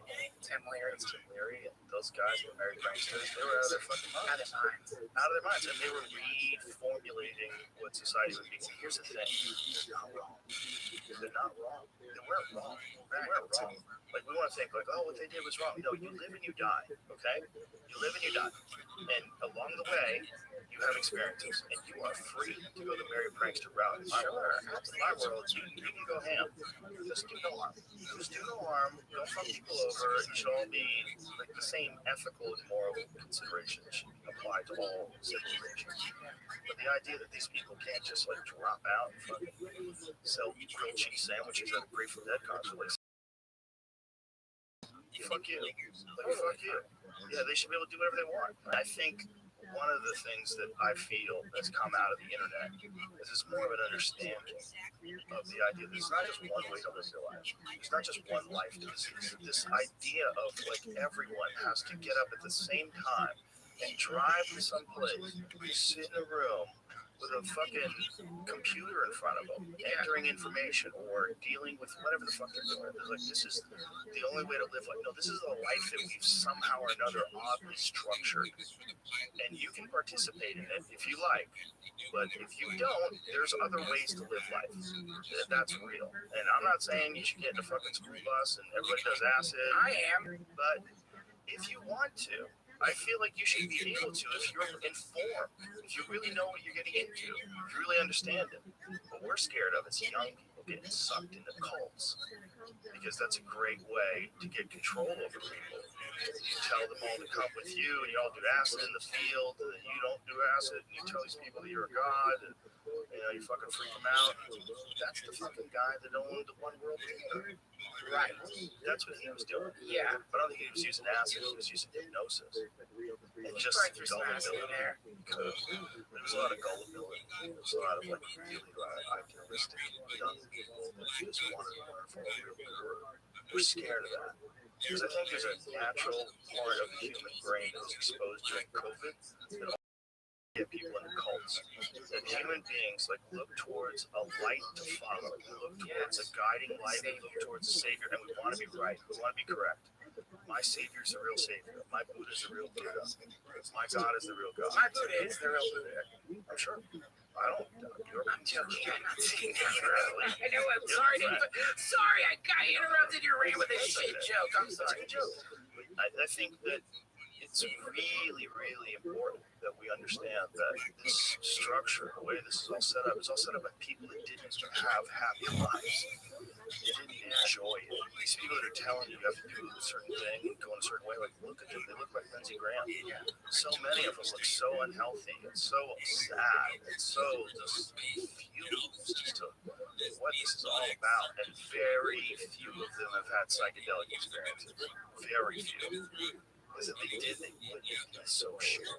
They wouldn't be able to just like keep saying the things the way they're saying. They wouldn't be able to talk the way they're talking. They would just be sickened by it all. Dude, I don't know. I think that's a pretty big assumption. I think that assumption, which we've all had who benefited from psychedelics, you can fucking Lindsey Graham, nice, whopping 500 microgram dose of LSD. He's going to come out the other side of that a new Lindsey Graham. I don't know, man. I'm talking about a camp. Okay, I'm talking about taking these motherfuckers to a camp in the jungle and dosing them up for like a year. Fascist rehabilitation camp. That's what I'm talking about. I'm not talking about like one. Okay, hey man, well, I had one bad experience. I'll tell you right. I'm right back to the whiskey, and I'm ready to kill Russia. I gotcha. This is the best money I ever spent. You can go right back to that. Remember that joke I used to say about DMT? It's like pressing Control Alt Delete for your brain. When your brain reboots, your desktop is completely empty except for one folder. And that folder is labeled My Old Bullshit. And you can either decide to open up that folder and go into it and just fall back into your same patterns, or you can go, okay, let's look at this thing for whatever it is. All right, so getting caught in these patterns of momentum of the past, of bizarre group thing. Proclivities. I'm just listening to this audiobook. I'm always trying to listen to like some audiobook on spirituality. It's Pima Chodron's book, newest book about dying. Something like How We Live is How We Die. It's a very good book. Yes. But in this book, they're sort of talking about what happens when you die before your next life. Now, obviously, you're going to have to subscribe to the model of reincarnation for this, but it's really interesting, which is what you're talking about, these proclivities, or it's called samsara. It's a loop, these cycle of suffering, the way that, you know, those people are like, why do this always happens to be in a relationship, or the thing in your life that keeps repeating. This is happening because of your proclivities. It's happening because of your attraction to this type of person, or this type of situation, or this type of job. And if you look at proclivities, they happen fast. Like in any given moment, when you're making these decisions, it's not like you're spending a lot of time generally thinking about them. It's just spontaneous, like the next word out of your mouth. You're not down there like, what do I say next? It's just coming. So these are your proclivities. And then when you die, those proclivities are what inform your next birth. So if you have not gotten past your spontaneous decisions that cause lack of harmony in your life, then that will be the momentum that carries you into your next birth, which is why in Buddhism, like you hear shit like meditation is like preparing for death or practicing death. It's like you're trying to make it so that when you die, and if you die, nothing happens and you're dead forever, congratulations. Fuck yeah, you're out. You did it. You're great. But if you die and you keep going, and that model is correct, you don't want to be reactive in between lives because you will freak out. Number one, that you're dead and you still have consciousness. That's very disturbing for some people who thought that you die forever. Now you're like, oh fuck, I'm still here. And then you don't like not having a body anymore. You want to get back in a body. In the same way, so you fucking you just dive into the next life as quick as you can, instead of like having a little bit of like consideration in between, you know, and not just that, you're essentially your projections, the proclivities they become holograms, basically. So in that sense, do you think I believe in momentum. I believe that we have one right now. Where am I right now? Is I think that consciousness or awareness, or what's called non-conditioned awareness, before the overlay. I think we all share that consciousness, and we're like little ripples in that consciousness. And that's our karma. Ripples in this consciousness that we all share. So I think every soul is out, it transcends time. Like it's all outside of time space. But I guess there could be the potential that certain people's like addiction to rippling that to being within the emptiness and having a body and a self and an identity probably keeps them coming back here over and over and over again. That's what I would say. Again, this is a cosmology that is unquantifiable, and I don't think it matters necessarily if it's real or not. At least for me, I use it as a tool to help give me the motivation to be less of an asshole. I mean, and also when you're dying, and you know, whatever the next life may be, if you're or nothing, who gives a fuck? It's like you reincarnate in a lifetime. Like you have many incarnations in any given human lifetime. You will go through so many different phases, and the more you gain control of your ability to not react, the more you will inform what you're growing into. The more it is a mindful or intentional personal evolution versus a kind of chaotic like mutation based on just you instantly doing everything your brain tells you to do exactly in the moment.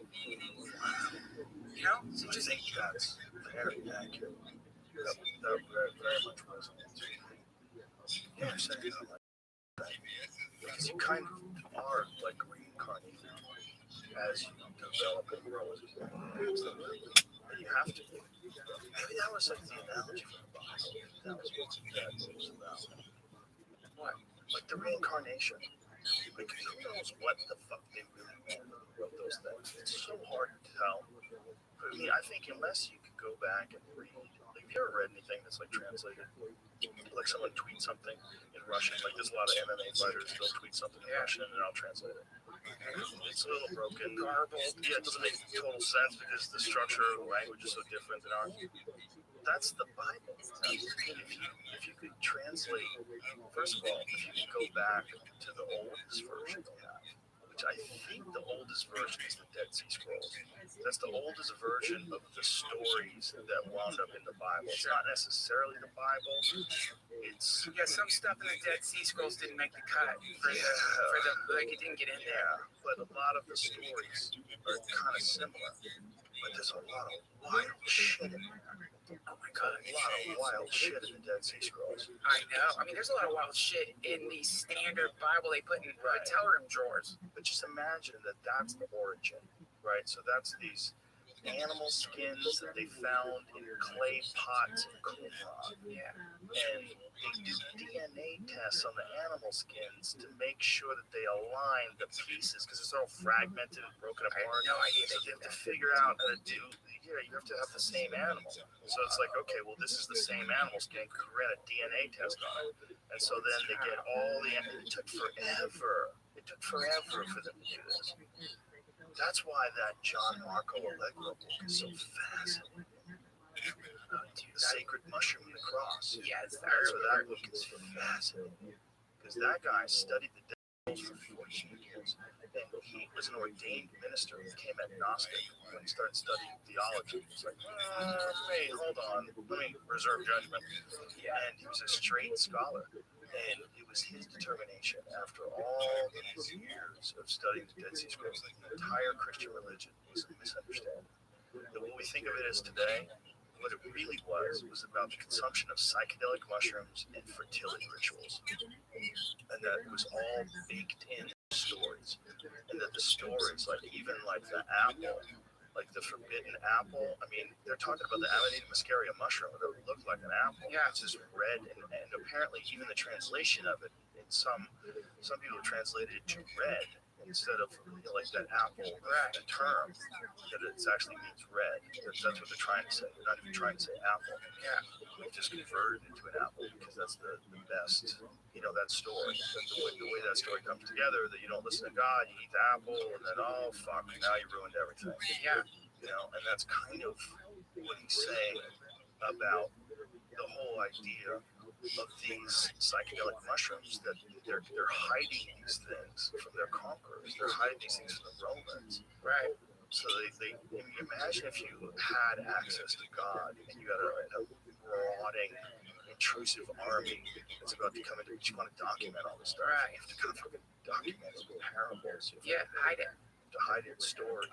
Draw fish in the sand to let people know you're a Christian, which is so cool. The underground Christianity is so cool. And the stories of the Christian saints getting fucking butchered and ignited, and then like crying, not because they're being immolated, but for the people immolating them. Oh shit, that is so hardcore, man. And dude, to get back to your other thing, about like that folder on the desktop, this is, if you want to understand, it always confused me, the whole born again thing. That's what they're talking about. It's like you have to like fucking get rid of that folder. And also what's cool about it is it's saying you can.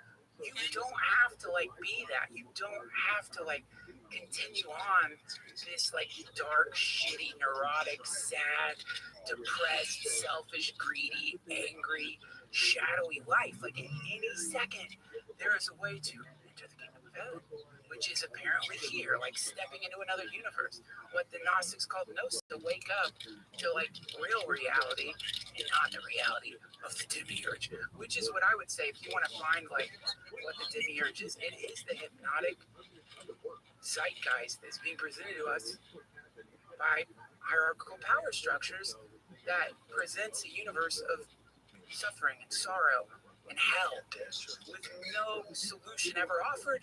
No one is safe. No one is safe, and nothing can fix it. No one will fix this. Some version of that. And what you do is you hypnotize people, and now they worship you because they're connecting to fear. And so this is like the story of like, you embody that force, call it whatever you want, Satan. You embody that force, and that Hitler embodied Satan. Yeah, just follow. Imagine Hitler when he was, what's that famous speech that he gave? The one that's available, you can actually watch on YouTube. I don't know. It's in front of this gigantic throng of people. Yeah. I mean, he is the guy that's leading the Holocaust. He is the guy that's trying, and he's hopped up on meth. High as a kite. High as a kite on meth. They're shooting testosterone into him. He's out of his fucking mind. They're giving him cocaine injections. Look how high he is. Here's some of this.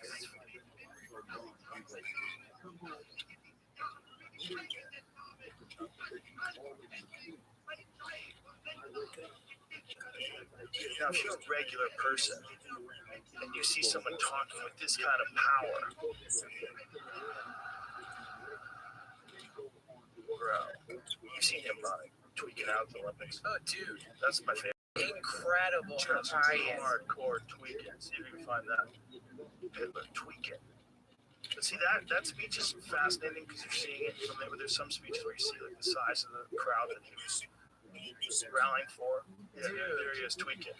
Not fun. Now, if you wanted to bring Satan into the material world, you would do it to a god like Hitler. That's essentially Satan in the material world. He essentially was Satan. He was like a pawn of Satan. Like, if Satan is a real thing, well, what is he? What is evil? It was, you're being silly. But if it is evil, it exists, right? Evil. The Holocaust was evil. What he did was evil. So, how do you know that's not Satan? Like, it's literally like satanic ideas embedded in a human being. Yeah. That's real. That's a real thing. And you can call it evil. You can call it corrupted by money. You can call it corrupted by power. You can come up with a bunch of names for it. It's just evil. I thought they sped it up. The other guys were really fast too. But I think cameras were kind of goofy back then, right? But he's just tweaking hard. No ifs, ands, or buts. He's tweaking hard. It looks like he's getting like a rough back massage, but nobody's there. Looks like he's fucking his hand. Oh, dude, he's about to pass out. Bro, that guy is so curled. And everybody's so scared of him. No one's like, dude, relax. Why are you fucking rocking like that? Like, take some CBD. Someone on a podcast had the story, it might have been Dan Carlin. There was a story about when Hitler went to visit Mussolini, and apparently he had just got back from a campaign, he was exhausted, and so they shot him up with testosterone and they shot him up with cocaine. And Mussolini was going to try to get out of the war, and Hitler just fucking cornered Mussolini and just knocked at him for like 6 hours. Mussolini's like, okay, I guess we're in. Fuck. Yeah. Dude, imagine getting cornered by Hitler when you're on coke. You're both on coke, probably. I bet everybody was on coke back then. Dude, do you know the story of, and I'm sorry To feel good. No, that's a good story. Diogenes, I don't know how to pronounce it. There's a story, this is some great philosopher named Caesar. Here's about this great philosopher. Apparently he was an ascetic. He's living by a river. He's eating out of like a dog bowl. But he's revered as this brilliant mind. And so Caesar, is like, imperial regalia. He wants to co-opt the philosopher. That's what the state wants to do, is to create a connection between the philosopher and the state. So he goes there and he says to him, "I'll do anything. Just what is it?" And he goes, "Can you move a few steps to the right? You're blocking the sun." The ultimate takedown of that bullshit. You're just a fucking person. That's all you are. Whatever it is you've convinced other people to think you are, you're just like me. There's really no difference. And you just are doing everything you can to steal the limelight from nature, from God, from the light. It's so obvious. There's nothing there in smoke and mirrors. Wizard of Oz, it's when he comes out from behind the fucking curtain. There's nothing there. It was especially nothing compared to when you take the mushrooms that apparently inspire the Bible, and you get the direct transmission. So that's kind of interesting. It's almost oblivious in a weird way.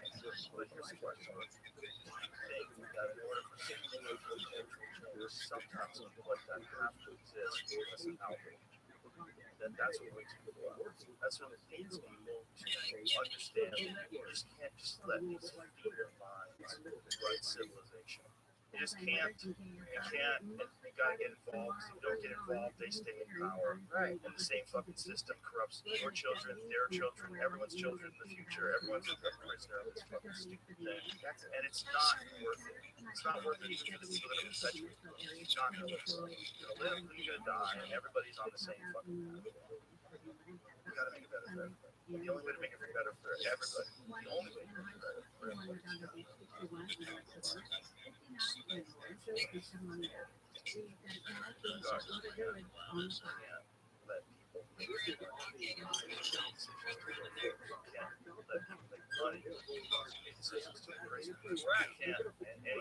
Can't reward it. But I think there's a precursor step. I mean, the first step is even before you take the mushroom, stop being an idolater. Like in the fucking Bible, I always was confused. Like, what's this worshiping false idol shit? Because it just seemed odd. Why the fuck does God give a shit about that? He created the universe, so what? They're like throwing flowers at a cow. Who fucking cares? But now, at my old age, I get it. It's not obviously representing. Don't let anybody trick you into thinking that they're God. Don't let anybody trick you into thinking that they are whatever the fuck it is. Don't let a middleman tell you that he's got a direct line to the divine that you don't have. It's whatever that may be, whether it's literally God, whether it's some access to some world of scientific information that you're too dumb to understand, whatever it may be, don't fall prey, don't succumb to that level of manipulation. And the best way to do that is to look for the truth. For me, that's God. That's aligning with what I would think of as a transcendent, benevolent, ever-expanding consciousness. And this is what I'm doing. At that point, once once you get a taste of that, then those tricks don't work anymore. They don't work as well. They can still work. It doesn't work as well. It's like you're not gonna. It's like someone's giving you guac steak, and then so you're like, hey, do you want to go eat delicious steak with me? Here, should we just go to Sizzler? What are you gonna say? What are you gonna say? And so that's like, it's like those people are Sizzler. It's not. It doesn't. Number one, here's much that you might do because you've connected with something that seems to transcend death. And so then once you've done that, what hell are they fucking at? Now you're not afraid to die. Now they're burning you alive and you're praying for them while you die. What? What a mind fuck! Watching someone you're immolating cry and pray for you because they see how lost you are. That person is not sleeping anymore. Like you're not sleeping after that. It's so powerful. But you gotta anchor yourself in something other than the world. And the world will drag your ass all over the place. Our animals are so connected to this biological existence that is were a long time ago, and you still have that DNA of a survival animal prove that it's being threatened. It's encroached upon by the competition of survival of the fittest on the breed. Yeah,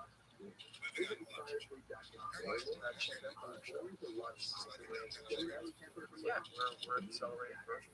That's it. It's just us. And God understanding of that. You've got to understand that we're susceptible to like someone's wonderful. We're susceptible to anger. It's a natural built-in. It's not like you see this person like that person is so good at life. They should probably run everything. Sure. It's not like that. It's like we just need someone. Like, who's not you, my daddy? You're not my daddy. You're my daddy for 4 years. Well, I'll tell you what, we're gonna bug you out, daddy. You need daddy. The country needs you, daddy. Yes. You know, right now we got Rabbi. Grandpa's got problems. We try to ignore it. You know, we try to pretend it doesn't exist. And then every 4 years, get a new daddy. Sometimes you hate daddy. Daddy sucks. Daddy's a racist. It's like your mom daddy keeps doesn't want Mexicans to get in here. Yeah, man. Yeah, right. The whole and the whole fucking thing is so dumb. Because you're what's really nuts is like you're spending. At least I'm basing this on scanning Twitter. Apparently, all of your day angry at the government or angry if you don't like the government, and the whole time that that's happening, your life is just rotting and melting away. Your chance to like be in the world and experience actual reality where the daddy is the season and the daddy is gravity and the daddy is space. You miss all of that, and then so you like instead of like connecting to sky mind, as it's called sometimes, you're connecting to like this one pixel in a tiny little fragmentary part of human history, and you are generating powerful emotions from the machinations of whoever this person may be. It's very sad because you're missing out on a bigger picture, probably. Like it's a bigger thing out right now. It's exciting. Even if you're the most profound atheist in the world, like do an experiment, pray. Don't like it doesn't matter how you pray. Pray like an asshole. Pray abusively towards God. Like do any form of prayer at all. Just have to be open-minded about what happens over the next few days. Just be open-minded. Grow in the mushroom. See what happens. Because even if it's all bullshit, there's something built into the DNA of humanity that when we invoke a deity, it makes our lives better. Your life is better. Even if it's some materialist explanation behind why the majority of people on the planet believe in prayer and will claim that it's made their life better, great. You figured out some like black hacks for your biology. You know, but what if it's real? Shit. Well, what if it's real because of the hack? Right. What if that's what it is? It's like you just have to get your mind to a state where everything's real. Get your mind to a state where there is God. Yeah. You know, you just it's it's not like you have to believe it forever either. Also, if it's a God beyond the comprehension of so just even envision what that means, something crazy. Well, something definitely good. There is a God. It's left a giant fucking footprint. Right? It's just letting go stuff as universe. I might say, well, it doesn't exist because there's not really a man in the clouds. There's not a guy with a head on the asshole who runs the world who doesn't like AIDS. That's the God of man. Whatever it is making us like a thing. Yeah, what is that thing? It just chance. It just chance. It's just atoms colliding. There's a bunch of chaos going on. Hyperspace forms. That was it. Okay? Maybe that's God. Maybe that thing is God. Yeah. Because it literally creates everything. So whatever that is. At one level, it is that. At another level, it's a unified, harmonious event. Now, this is the idea is there's a distinction. Absolute reality. This is the sum total of all things. This is when you know you're taking the right dose of mushrooms, where you are gone. Unit of consciousness. You are now part of the whole. That's absolute reality. Relative reality is the chaos. The one does not negate the other. The two are working together in this beautiful dance. They do with each other. And so if you get lost in one or the other, you're going to embarrass yourself. Like, this is the thing. It's like, if you get too caught up in absolute reality, then you're not paying your credit card bills. This is when Jesus said, offer unto Caesar what is Caesar's. It's like, you must acknowledge the material world because you're fucking in it. You got to pay bills. Doesn't it also mirror the free will argument, free will versus determinism? Like, determinism states that you have no free will. Right. But clearly, Yeah. you know you make choices. Absolutely. We all make choices. The idea that these choices are only made because of the contents of your existence. Kind of true, but also you can learn and make better choices next time. But there's something going on. So both things I think are going on. But people want to be very dogmatic about it. They'll argue to death that it's all determinism. People argue to death that free will is what really shapes the world. Yeah. Determinism is nonsense. There's plenty of examples. Horrific backgrounds. Become exemplary. Yeah, the continuum runs from kind of like, I don't know, eternalism and nihilism. That's the continuum. So, when you get imbalanced in one or the other, there's like, it has a real effect on your life. But the idea is, for example, like, does God change? Well, maybe the personality of God changes. Maybe the idea that we aren't part of God, that if God is the totality of all things, the sum total of all lives that ever lived, outside and inside of time, you're part of God. You're part of the evolution of God. You're part of the outgrowth or outflow of the divine consciousness. Like, that is who and what you are. And so you change. So God changes. In fact, it appears that God loves change because things are constantly changing within that creation. Yeah, Nothing's in a static state. right, yes.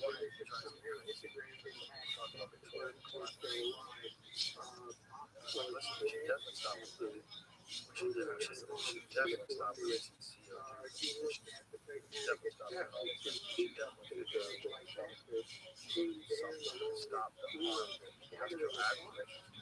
We definitely should do that. Also, the shit that's going to happen, you got no say, ice ages, super volcanoes, asteroid impacts, nuclear war, earthquakes. Yeah, there's some shit that goes down and has gone down. And that's what shaped the very mountains you're vacationing in. It's literally the earth being up right bottom by molten lava. Right, the rise of the crust that creates these majestic views that you have to see now. Fucking yeah.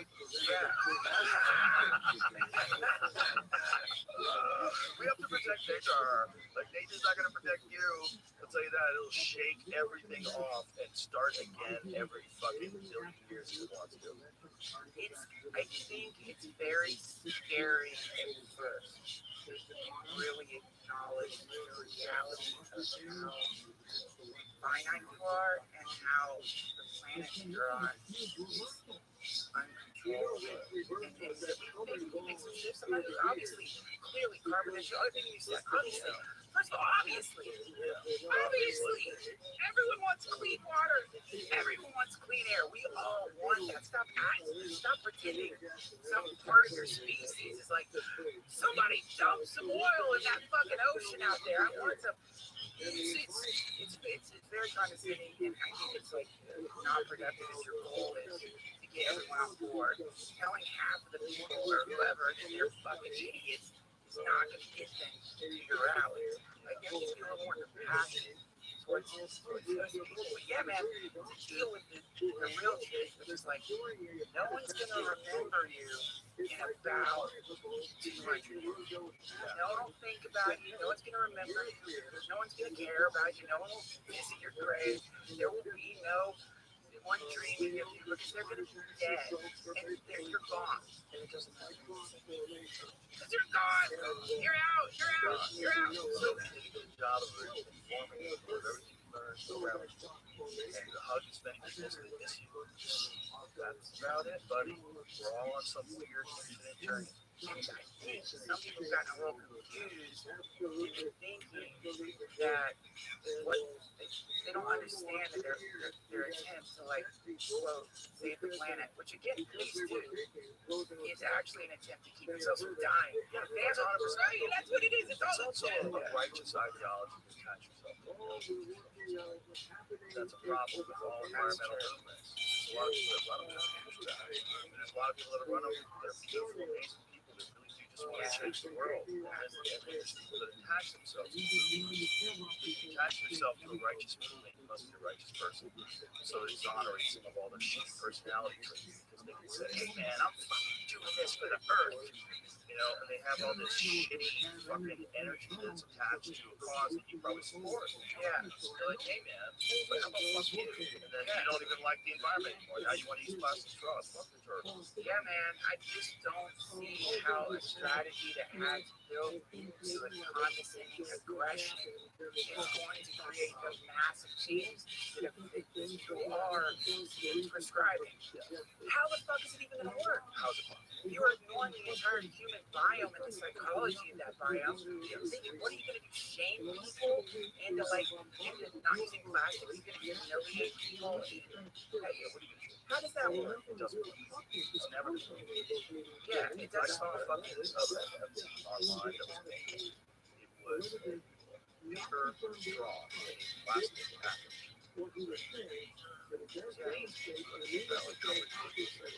Exactly. How is that not a Babylon Bee or something? They really have a paper straw that's wrapped in a plastic package. Fucking crazy. That's so nuts. But did it really all come out of that one sea turtle that got a straw in his nose? That horrible. That was the It worst. was horrible. Yeah, it came because of that sea turtle. Some kind of like Atlantean coke. Like Joe Gibbs actually said that. Paper straw with plastic wrapper. Joey, sorry, that's still a very funny joke. Yeah, I'm just trying to figure out where I heard that. It's like, okay, let's think about pull yourself down first, because this is the idea. You are part of the planet, and you're like the energy you are evoking every day is hot, angry, fiery. It affects everyone around you, and it affects them, and it affects other people. So since you're part of the planet, aside from doing all the things that make sense regarding carbon emissions or whatever it is that you think is going to fix things, you have to do something a lot harder than recycling. You have to real peace. So I think that's what you want in the world. That's what everybody wants. But it's just hard when you don't have it in yourself. So if you don't have it in yourself, you have to take control of your own biology. Help yourself. Once you help yourself, out there, to respect around you, the effect is around them. That's why some neighbors are better than, not just neighbors, but also sometimes like kill protection. It's like you got a good neighborhood. You got a good neighborhood. That doesn't mean you're a great neighbor. What's up? Like people live on the best. It's nice. It's actually fun. It's wonderful. I had the best fucking neighbor in California. He was the nicest guy. And his fucking house caught on fire. And my friend Bud actually had his house fire put out. So his friends were firemen and just stayed in while they were evacuating. He was so happy to see this guy. That's so cool. It's just so nice of you to like people see. Like there's a guy in my neighborhood. Every time I drive by, he waves at me. He's this old fella, and he's always like gardens. He's out there in the front. Every time anybody drives by, this guy waves and I wave to him, and I look forward to it. And I drive that way during the day because I know that he's gonna be out there, so I want to say hi. That's it's so simple. It's like it's such a little love thing. It's exchanging love. Don't put your fucking condescending political sign in your yard. You know what I mean? Like, it's like intentionally cutting you off from your fucking neighbors, presupposing that whatever their particular political ideologies are, their roots compared to you. Right. Stop doing that. You are creating the problem you're trying to fix. Just via the mechanism you're using to fix the world, this condescending, fucking patronizing signs designed to infuriate your fucking neighbors. That is a weird one. It's your sign. Yeah. How about you put "I love you" in your fucking yard? How about you do that? Or like, "I'm over if you're hungry." Do that. That's badass. I saw a dude in front of his house. He had a painted, gigantic painted sign that said "Love Trump." That is really. He put a honk in front of his house this whole day. Fucking friend. Torturing. So he's in there wearing that dude is not experiencing any peace. No peace. No real peace. Because real peace. Also, fuck you. A lot of fuck you, for sure. You probably roll the window down and yell, fuck you. Fuck you. You worship the golden calf. I worship the silver calf. It's a war of idolaters. You worship the monkey of light. You dummy. Yeah. You fell for it. You sucker. Yeah, it's You the take it by spirit that of Trump wisdom. cult. Yeah, exactly, man. That MAGA cult. Yeah, the whole time, the real reality is sharing the planet, and we're all basically the same. And that's the truth. That's the truth. That's the truth. The truth is it. Some people are like confused, and some people aren't. And the best thing to do is to help. Just help. Like your friend, you put out the fucking fire. He wasn't like, what? Wait, who did you vote for again? Right. Well, I guarantee you that guy voted Democrat. My friend is not. It's like altruism is non-political. Which used to be okay to have friends. Yes. People used to have friends that were Republicans, friends that were Democrats, and everybody was okay. Now it's like isolated in a tribe after Trump. Trump, because he's so bombastic, he's got so much ego and so crazy. He's good to get us away from the swamp. He's bad for the way people interact. They hate him so much. He's never been a guy that openly hated like that. That was running for president. Like, name one that was president who openly hated. He's even dubbed after 9/11. People were on his side. Yeah. After 9/11, I remember he made that speech. We'll get those people that did that. We're smoking them out of their holes. Like we're like, fuck yeah. Yeah, everybody was like, fuck yeah. The whole country had fucking American flags in their cars. People that are young, that don't remember those days, they're too young for it. It was a fundamental shift in the way everybody thought about everybody. People were letting people in. They were letting people change lanes. People were waving to people. It was weird. It was weird. Everybody had decided to chill the fuck out. Yeah, man. And join together. We realized, like, we're all in this together. We're all in this. Yeah, you can do it. And that, you can do that without war. You can do that without war, and you can do that the way you did. Like, that's about stumble out. We, regardless of whatever the fucking news is telling us, why would you hate this person and why would you like that person? We ignore all that shit. We all just start finding ways to connect with each other, and really just stop judging people as hard as you are. I think the government will follow. I think like we'll wag the dog, so to speak. And the government is like a reflection of us, and they'll be like just delete that folder, abandon the fucking programming, abandon the way that you're separating us into so many ridiculous factions that are supposed to hate each other. The more we can expect the government to shift. And maybe that's naive. It might not be naive, it might be different, right? And also the church getting the government to grow up with this message. So indoctrinating that system, they come in there with like an eye for change, like a mind for change. It is possible. Change is always possible. Yes. We are the living embodiment of the fact that change is possible, right? We're the biggest experiment in self-government the world has ever known. And right now, there's factions of our world that are working to try to undermine the whole self-government aspect of it. Well, yeah, it's because the federal fucking government doesn't need to be that big. I mean, we have this like gargantuan fucking massive federal government that needs to get pared down. But It wants to be power. and it wants to There's a lot survive. of people. There's a lot of people that need to be paid. Like, There's a lot of money flowing. we're supposed to be on the same team. Yes, we're all supposed to be Americans. And that brings me back to Yeah. because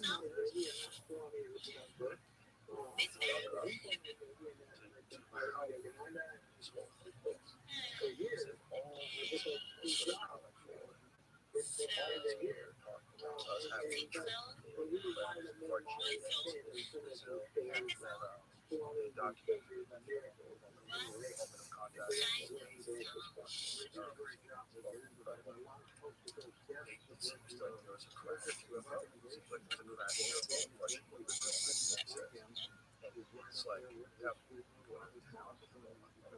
comment that's said at the beginning of the account. Yeah. Everyone who's alive back then has a story to see these things fly. The people that made contact with these creatures, one of them died of a horrible bacterial infection. There's a record of them transported into 30 different hospitals. Wild shit. Wild shit. Autopsy of the Air Force. Wow. Why did Brazil give like? Oh, you mean the Brazilian now?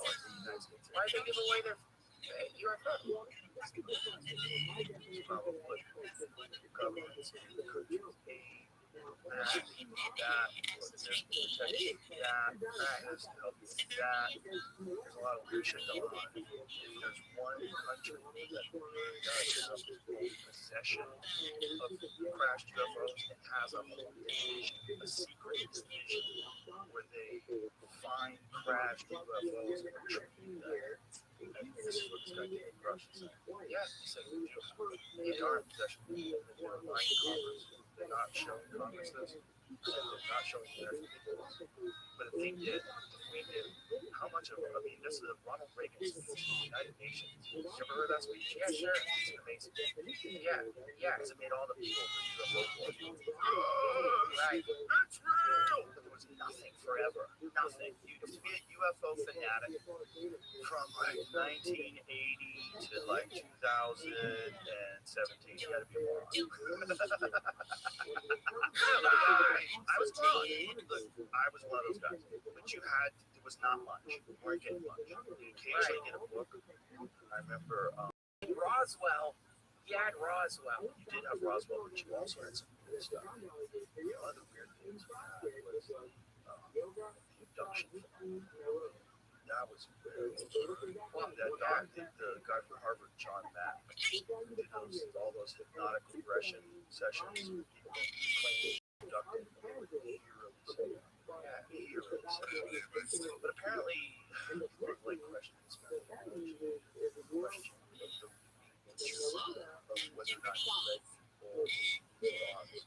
You know, it's like the question you ask them. Okay. What have you experienced? If you've been encountering UFOs, I don't know what he asked. You know what it's called? Swamp gassing. That you know the term swamp gassing? Oh, yeah.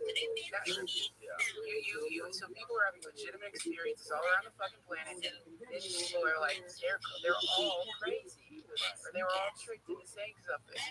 One of the criticisms of John, see if you can find Google criticisms of John Mack abduction. Man, I gotta. This is the problem with these things. Like, we have a zipper on the back.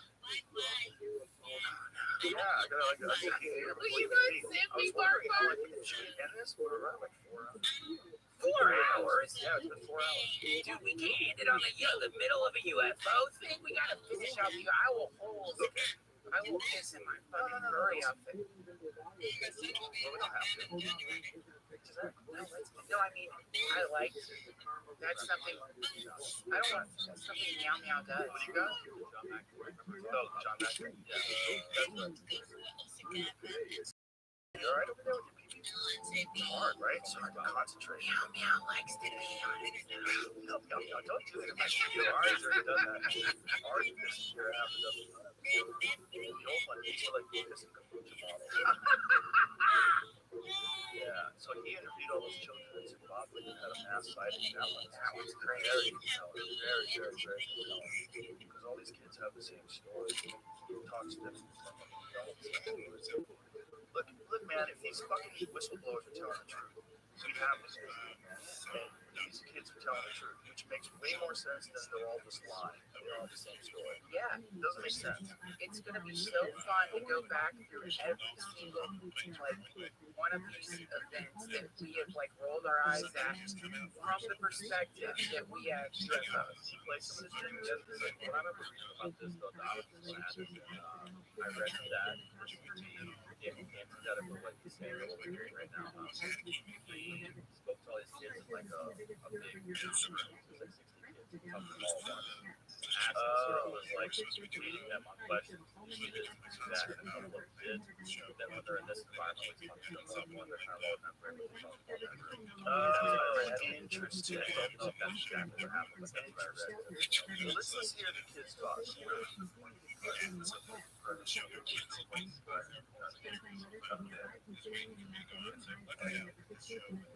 Back it up, Jamie, so I can hear what he's talking about here. No. Yeah, there it is.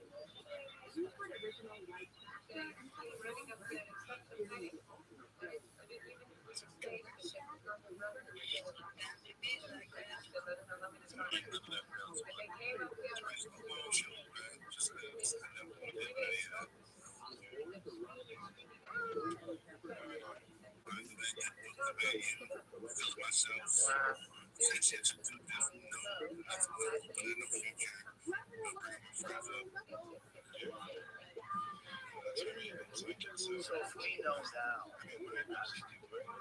that there actually has been some sort of contact. When that guy was describing what happened, he said, "Oh, God knows." Saying the crash because he had Phoenix took up with the dead body. That was basically described.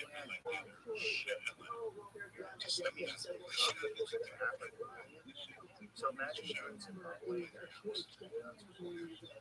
fucking actual UFO lands and aliens get out and you think they're thinking about it. Yeah. And that was kind of right. I felt like that was kind of led her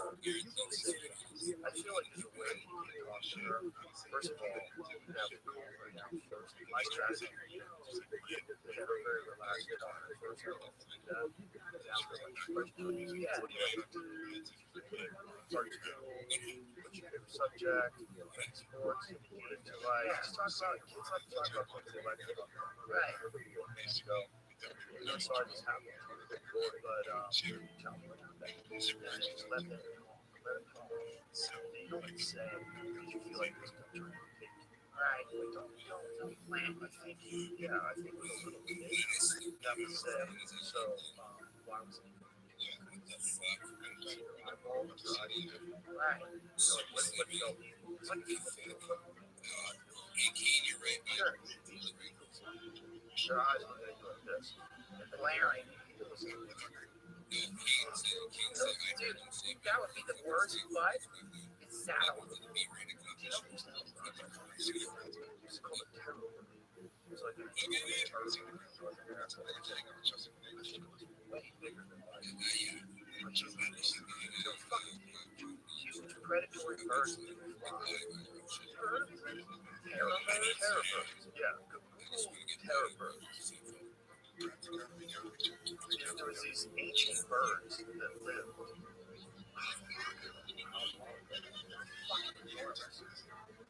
Look, there's some images of like what one looked like next to up top. It looked like no, up top. That's how it is. So you could have bridged one of these. Oh, you're probably for sure.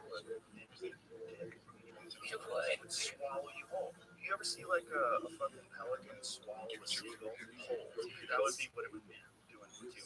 Yeah, that would be that is how I would dress if I were. Imagine if you fucking get one of those things to follow you. But reality was, I think they're way too cool. When this thing exists,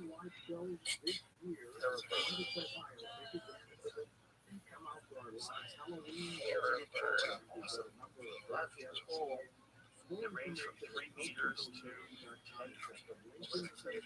Cut it out there. It says they range from 1 to 3 meters, so 3 to 10 feet. So big one is 10 feet tall. So 53 to wow, 0 to 100,000 years. They live alongside humans. Oh my god. Oh my god. No wonder why they're dead. You probably fucking got rid of them. A slightly smaller version of that. Oh my god. Imagine what those talons do. Click on that one, the relatively small one. How big is that? Relatively small. Look at that dagger beak. 2.6. You've seen that right? No, man, I come here for all my biology because then you show me. Oh, yeah, I've seen that. That's their show. And they clack their teeth together. They clack their bills together. You ever heard it? Get a video. Fuck that. Get out of my yard. That's how they look. Look at those eyes. You're a little kid, you see that eye get out of a spaceship, and you're like, what the fuck, man? Look at that thing. Look at that motherfucker. And they fish up.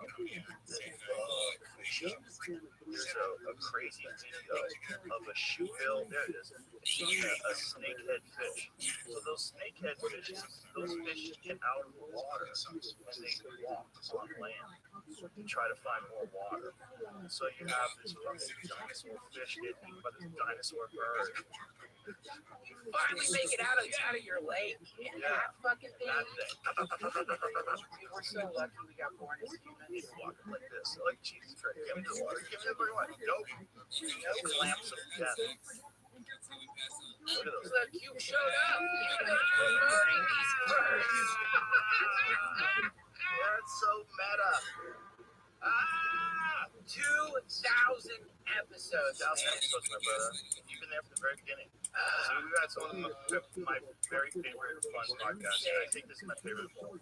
love you too, Likewise, I love you man. too, Joe. You're the best. Thank you so much. My Thanks for doing this show. My Thanks for letting pleasure. me be on it. Please, and thank you for Dr. Russell's Family Hour. That's my favorite podcast. I listen to your podcast all the time. No, you don't tell me that. I get nervous. You have the best ads of all time. You really do. And when I need something fun, interesting, I go to your podcast. All the different episodes that we've done, all of them out there.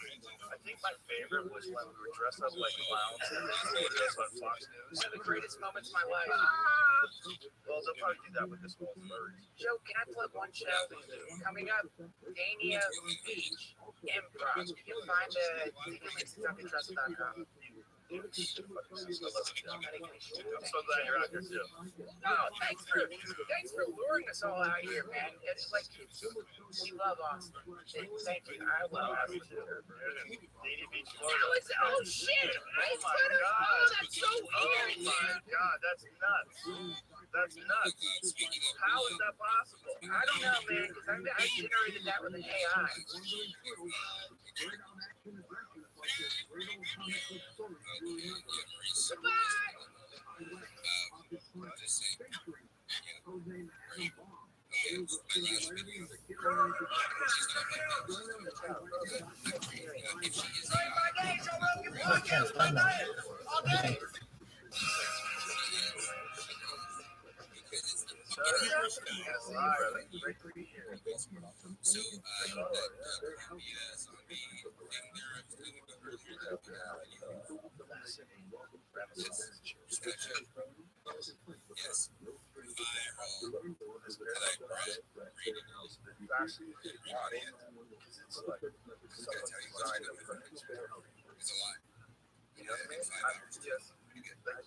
You're particularly well suited for that. I find it so fascinating because there's a certain that I really want to ask about this. There's a certain something that applies to bare knuckle fighting.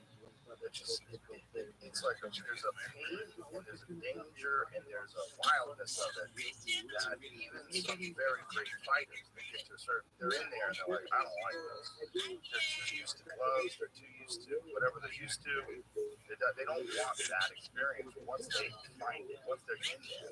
But you seem to thrive in it. It's a real fight to me. Even though I still go to the gym and I do MMA. Guys, like, I love boxing so much. It's my routine. It's like what I'm good at. Because I'm cool to take punch, get hit. That's fine. I'll take it as the man, the better one.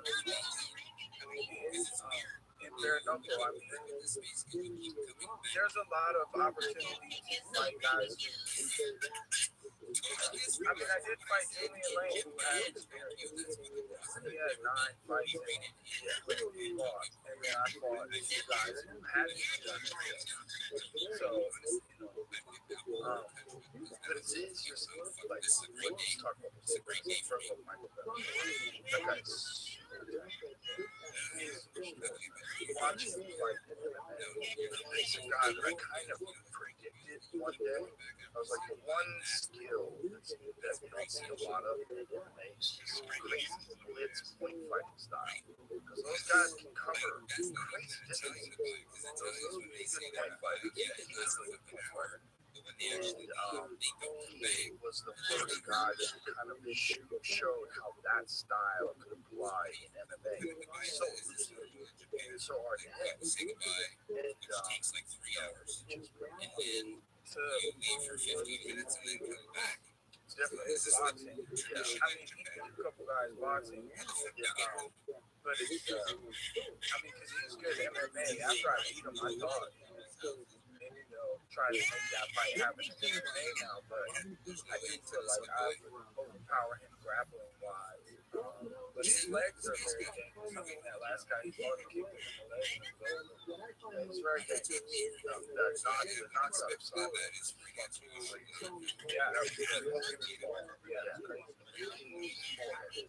legs, that's what I'm saying. His legs are dangerous. I'm hungry for fights. I want to fight all. Well, I think with a guy like that, it's funny. I was watching Style Bender was on Andrew Schultz's podcast. Talking about boxing. about a guy like him who applies this wild range of things, especially on my page. He's so good at these things. That's the timing of that game. I mean, magnificent, right? When you take all that away and you only have these, it's a big difference. Gigantic difference. It's so interesting. But I have the same difference, and I like it. I like it. I mean, I did boxing. I had one pro boxing match. I'm still always one professional boxer. But then I did that triangle, and I fought Michael Seals, who was 27-3, in a mixed boxing match with a turtleback MMA gloves, and I won. I mean, I just put the pressure on him when he's under the turtleback. Turtleback or like this, but it was like while Metallica was playing. Oh yeah. So they're like kind of big. He's 27-3 in professional boxing. He dropped me like once. They counted it once. He dropped me. Another time I got hit in the back of the head, and the ref saw it. I went down a little bit. I got right back up. So what is the big difference about that? I've learned to go. So like when I saw this kid, his little head hurt my hand. Because a lot of times with boxing gloves on, your hands are like that. You try to close it at the right time, but if you do that bare knuckle, because you know how you're squeezing your fist, it's a little harder to move. You're kind of tense. But in bare knuckle, you have to learn how to move while you're tense and keep your hands closed. Because with gloves, you can block a shot like this, but in bare knuckle, you gotta be closed up and tight and squeezing your fist so hard so that when you hit them in the head, you're gonna destroy your hand. Yeah, there's three levels of vulnerability. Level number one is like you see a lot of those like glory guys keep their hands in shell like Al's 16 inches of water. You know, it's a lot of hard. They have to shell up, but they have those big ass gloves. And you see that when they come to MMA, some of those shots seem screwed. But then bare knuckle, it's another level of speed. It's totally different. It's really interesting to watch a really good fighter like Luke Rockhold, and Luke Rockhold is a very skillful guy. And when you were putting it on him, I was like, this is a totally different thing. And you are like uniquely suited for this totally different thing. It's different than regular boxing. And remember Paulie Malignaggi fought Artem Lobov? Well, probably, I mean, Yeah. Lobov is just a dog. He's a dog. Yeah, so it was a good fight, to be honest. But the jab injury got motivated. And Luke, I don't know. That's kind of what we were talking about when we brought up Luke. I was talking about tight fists and like how bare knuckle is different. And it's like I figured out how to utilize the bare knuckle. I mean, I knocked his teeth out. I hit him by the time I caught him, and then he was like, I'm not trying to get hit like that again. It was a matter of time. The gap was closing. It takes a second. He hit me too, and I told him, I bet it. I haven't talked to him about it or asked him. I don't, he lost or whatever.